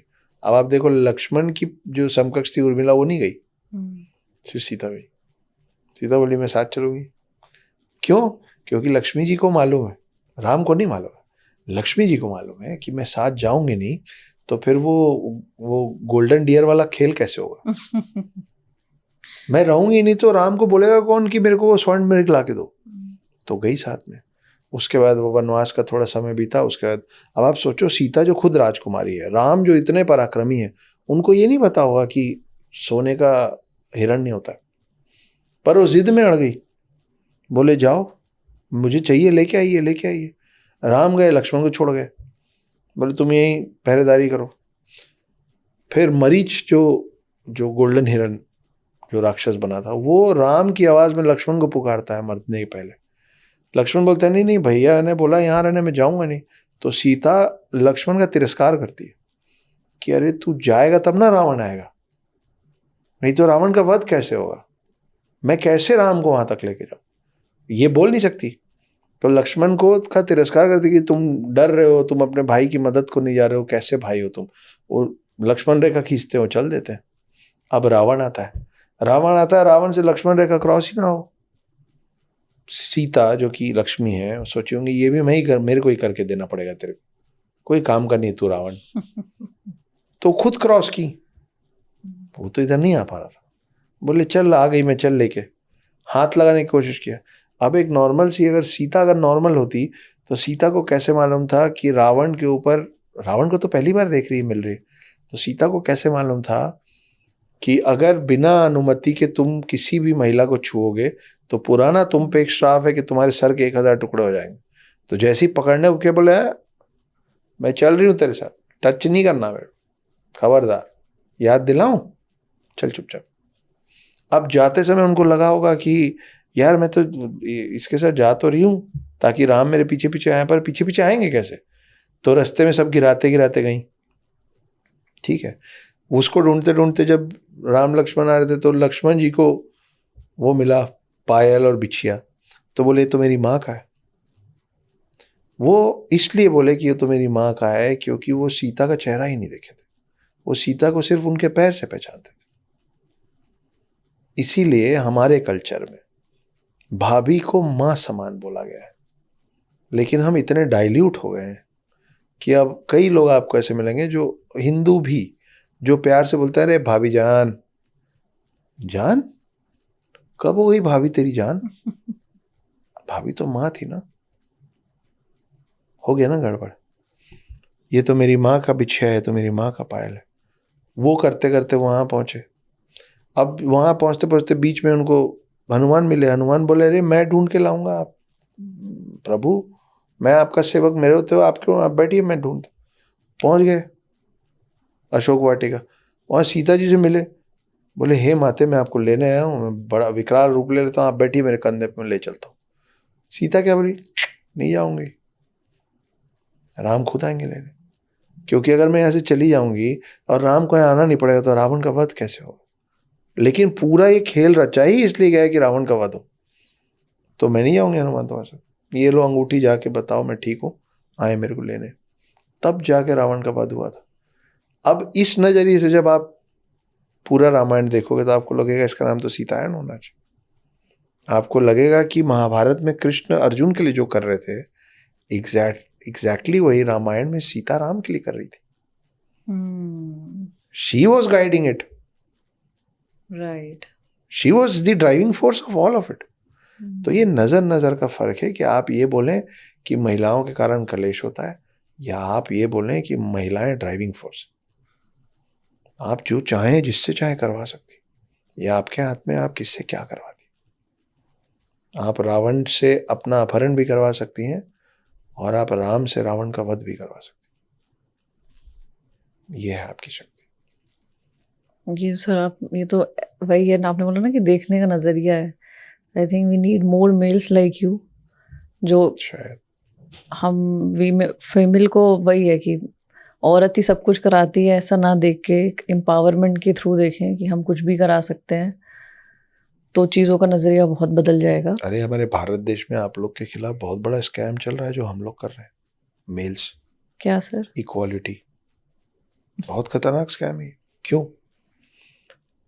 आप ऑलरेडी 75% पे बैठे हुए यार, आपकी जगह हुआ है, हम है 25%। हम ही जो बोल रहे हैं ना महिलाओं को इक्वालिटी देंगे, महिलाओं को, हम आपको 75 से 50 लाना चाह रहे हैं ताकि हम 25 से 50 पहुंचे। इक्वालिटी हमको चाहिए, आपको कहां से देंगे इक्वालिटी? आप ऑलरेडी हमसे ऊपर है। इस पृथ्वी में तुम्हारे परमिशन के बिना मेरे कोई देवता नहीं आ सकते, कौशल्या के बिना राम नहीं आ सकते, देवकी और यशोदा के बिना कृष्ण बड़े नहीं हो सकते, अंजनी के बिना हनुमान नहीं आ सकते। ये इतने बड़े बड़े शक्तिशाली हमारे भगवान है, वो तुम लोगों के परमिशन के बिना पृथ्वी में नहीं आ सकते। तुम्हारी कहां बराबरी हो सकती है मेरे से?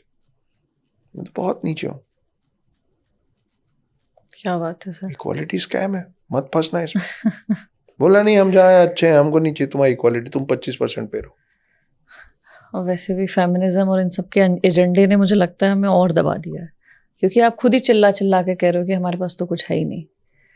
हाँ तो असली हीरा चिल्ला चिल्ला के नहीं बेचा जाता। राइट। हीरे को बेचने के लिए चिल्लाना नहीं पड़ता, कांच को बेचने के लिए चिल्लाना पड़ता है, मैं हीरा हूँ, मैं हीरा हूँ।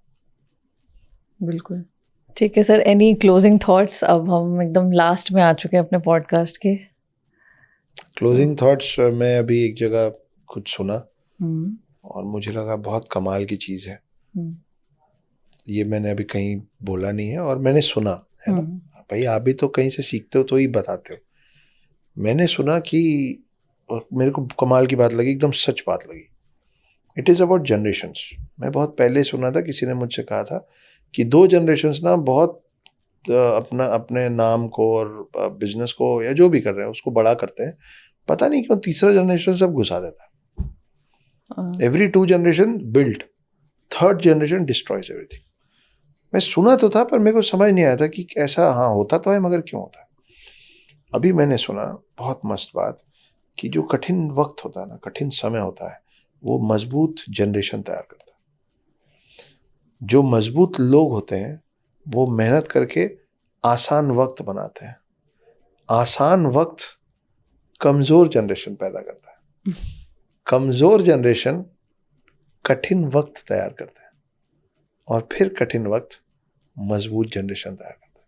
तो हर 2 पीढ़ी पहले के 2 लाइंस पे है, तीसरी पीढ़ी वो है जो आसान समय, जिनको सब अच्छा अच्छा मिल जाता ना, कार, नौकर चाकर, गाड़ी घोड़ा, मोबाइल, जिनको मेहनत नहीं करनी पड़ी, वो सब चीज़ों को फॉर ग्रांटेड लेते हैं और वो अंदर से इतने मजबूत नहीं होते हैं कि वो परेशानियों का सामना कर सके। उन्होंने की नहीं कभी। जब उनके ऊपर पड़ती है, जो कि सब पे पड़ेगी, जब उन पे पड़ती है तो जितना मेहनत से 2 जनरेशन महल बनाया होता है ना, वो सब बिक जाता है, सब बर्बाद हो जाता है। उसका जो बेटा होता है वो फिर अभाव देखता है, वो फिर समझता है कि मेहनत करना पड़ेगा, वो फिर मेहनत करके धीरे धीरे जोड़ जोड़ के ऊपर जाता है। वो अपने बच्चे को सारी चीजें नहीं दे पाता है, कुछ कुछ चीजें दे पाता है। तो बच्चा आधे अधूरे अभाव में पलता है और उसको चाहिए होता है पॉश, एक दिन मेरे पास ये भी होगा, एक दिन मेरे पास ये भी होगा। वो और मेहनत करता है, अब उसके पास सब आ जाता है। फिर उसका तीसरा जनरेशन आता है जिसके पास सब है, और फिर वो कमजोर जनरेशन हो जाती है क्योंकि उसको मेहनत नहीं करनी पड़ती। तो मैं, ये इतना लॉजिकल बात है ना सोनल, कि मैं सुना ना मेरे को मजा आ गया। मैं बोला यार, worth knowing, worth understanding and worth sharing. Life cycle, generation cycle. Okay sir, एक बस छोटा सा, आपने रैपिड फायर जैसी चीज सुनी होगी,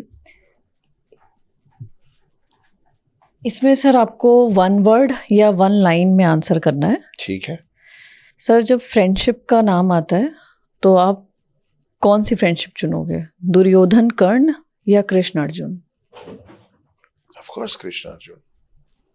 दुर्योधन और कर्ण दोनों दोस्त, अगर दो दोस्त मिलके बैंक लूटने जा रहे हैं तो गलत ही कर रहे हैं ना, और दो दोस्त मिलके रास्ते पे गिरे किसी को उठा के अस्पताल पहुंचा रहे तो सही ही कर रहे हैं। तो दोस्ती किसी की भी कितनी भी स्ट्रांग हो, आपका सानिध्य सही होगा तभी आप सही काम पे उस दोस्ती का यूज करोगे। तो ऑफ कोर्स अर्जुन है कृष्ण। ओके, राइटिंग और full time house husband? Full time house husband. मेरा राइटिंग का करियर जिस महिला की वजह से है, मैं आपके सवाल का जवाब तो एक ही लाइन में दे रहा हूँ, उसका एक लाइन का एक्सप्लेनेशन ज़रूरी हो जाता है कई बार। मेरा जो पूरा राइटिंग करियर है, मुझे इंदौर से निकाल के मुंबई लाने के पीछे जो शख्स है, मुझे वो चैन और सुकून, वो घर में वो कोना देने वाला जो इंसान है कि यहाँ बैठ के लिखो तुमको कोई डिस्टर्ब नहीं करेगा, वो सब जिस दोस्त के द्वारा किया गया था, वो अब मेरी समकक्ष है, मेरी वाइफ है। तो जिनकी वजह से वो सब है, वो सब के लिए मैं उनको थोड़ी ना छोड़ सकता। Of course house husband first, वो मैं तो बोलता भी हूँ मैं फुल टाइम हाउस हस्बैंड हूँ, पार्ट टाइम तो मैं पार्ट टाइम छोड़ूंगा, फुल टाइम। ओके, स्पिरिचुअलिटी और mythology? Spirituality, because I don't believe in mythology, I believe in सत्यलॉजी। मेरा मानना है कि मेरे सब पुराण वेद ग्रंथ सब सत्य हैं, तो माइथोलॉजी मेरे लिए शब्द ही नहीं है, और इसलिए इन दोनों में चुनना बहुत आसान है। जब माइथोलॉजी मेरे लिए है ही नहीं तो स्पिरिचुअलिटी और सत्यलॉजी? फिर भी स्पिरिचुअलिटी। ओके। मेरा कभी समय के हिसाब से लोगों का भरोसा डगमगा सकता है भगवान पे या अपने आराध्य पे, लेकिन जब तक वो जीवित है उनके अंदर एक स्पिरिट है, तो स्पिरिचुअलिटी। नागा साधुज और बाबाज?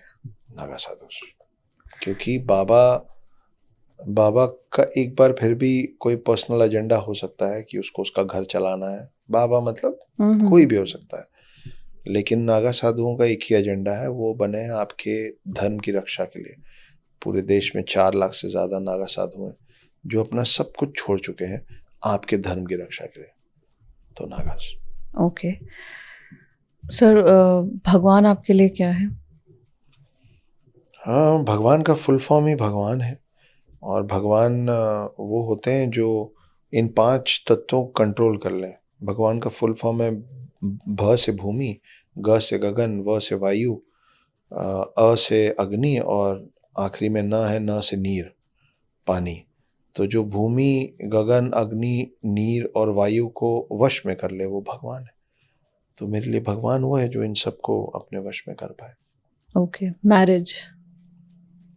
दोस्ती, मेरी सबसे अच्छी दोस्त, मेरे 2 सबसे अच्छे दोस्त हैं। एक मेरे डैड हैं, मेरे पिता हैं, जिनका मैं पाँव छूता हूँ, और मेरी दूसरी सबसे अच्छी दोस्त है मेरी समकक्ष, मेरी वाइफ, और वो मुझसे 3.5 साल छोटी हैं, और मैं उनका भी पाँव छूता हूँ। ओके। मुझे कोई भी नया अवार्ड मिलता है, कोई नया एग्रीमेंट साइन होता है, कोई चेक मिलता है, तो मैं वो ले जाके उनके हाथ में देता हूँ, और ये मैं बहुत बेबाकी और बेशर्मी से बार बार बताता हूँ कि वो मुझसे 3.5 साल छोटी हैं, और मैं अपने दोनों हाथ से उनको दोनों पाँव छूता हूँ। क्या बात है सर, अंतिम सत्य क्या है? What is the last reality for any human being? मृत्यु, और उससे हम लोग को बिल्कुल डरना घबराना नहीं चाहिए। आँख बंद कर लेने से आपके आँख के सामने अंधेरा होता है, रात नहीं होती। मृत्यु एक ऐसा अटल सत्य है जो कभी नहीं हिलेगा, तो मृत्यु को उतने ही अच्छे से चेरिश कीजिए जितने अच्छे से आप लाइफ को चेरिश कर रहे हैं, और आपको रोज़ एक बार याद आना चाहिए कि एक दिन मैं मर जाऊंगा। जिस दिन आपको ये याद आएगा कि एक दिन मैं मर जाऊंगा, वो एक दिन आप you will live at your fullest. Okay. तो अंतिम सत्य मृत्यु ही है। ओके दादा, सेशन तो ख़त्म करना पड़ेगा, लिमिटेड टाइम है, लेकिन थैंक यू सो मच आने के लिए और मेरा दादा बनने के लिए। तो जन्मदिन है और मुझे पता नहीं था, लेकिन इत्तेफाक से मेरे पास आपके लिए एक छोटा सा उपहार है। अरे वाह। तो वो हम आपको जाते जाते देखे जाएंगे। इनका नाम है सोनल सिंह, इनका चैनल सब्सक्राइब कीजिए। बहुत कम लोग हैं, खास करके महिलाओं में बहुत कम लोग हैं जो आप तक मुझ जैसे लोगों के द्वारा कुछ सीख भेजने की कोशिश कर रहे हैं। तो ऐसे लोगों का आप लोग साथ नहीं देंगे तो फिर आप लोगों का भी साथ लोग नहीं देंगे। तो आप इनको फॉलो करिए ताकि इनको प्रोत्साहन मिले, इनको मोटिवेशन मिले कि ये इस अच्छे से काम को, जहाँ पे सिर्फ माइथोलॉजी या सत्यलॉजी पे नहीं, अलग अलग टॉपिक्स पे ये बात कर रही हैं अलग अलग एक्सपर्ट से, आपको बहुत कुछ सीखने को मिलेगा. तो प्लीज़ सब्सक्राइब इट.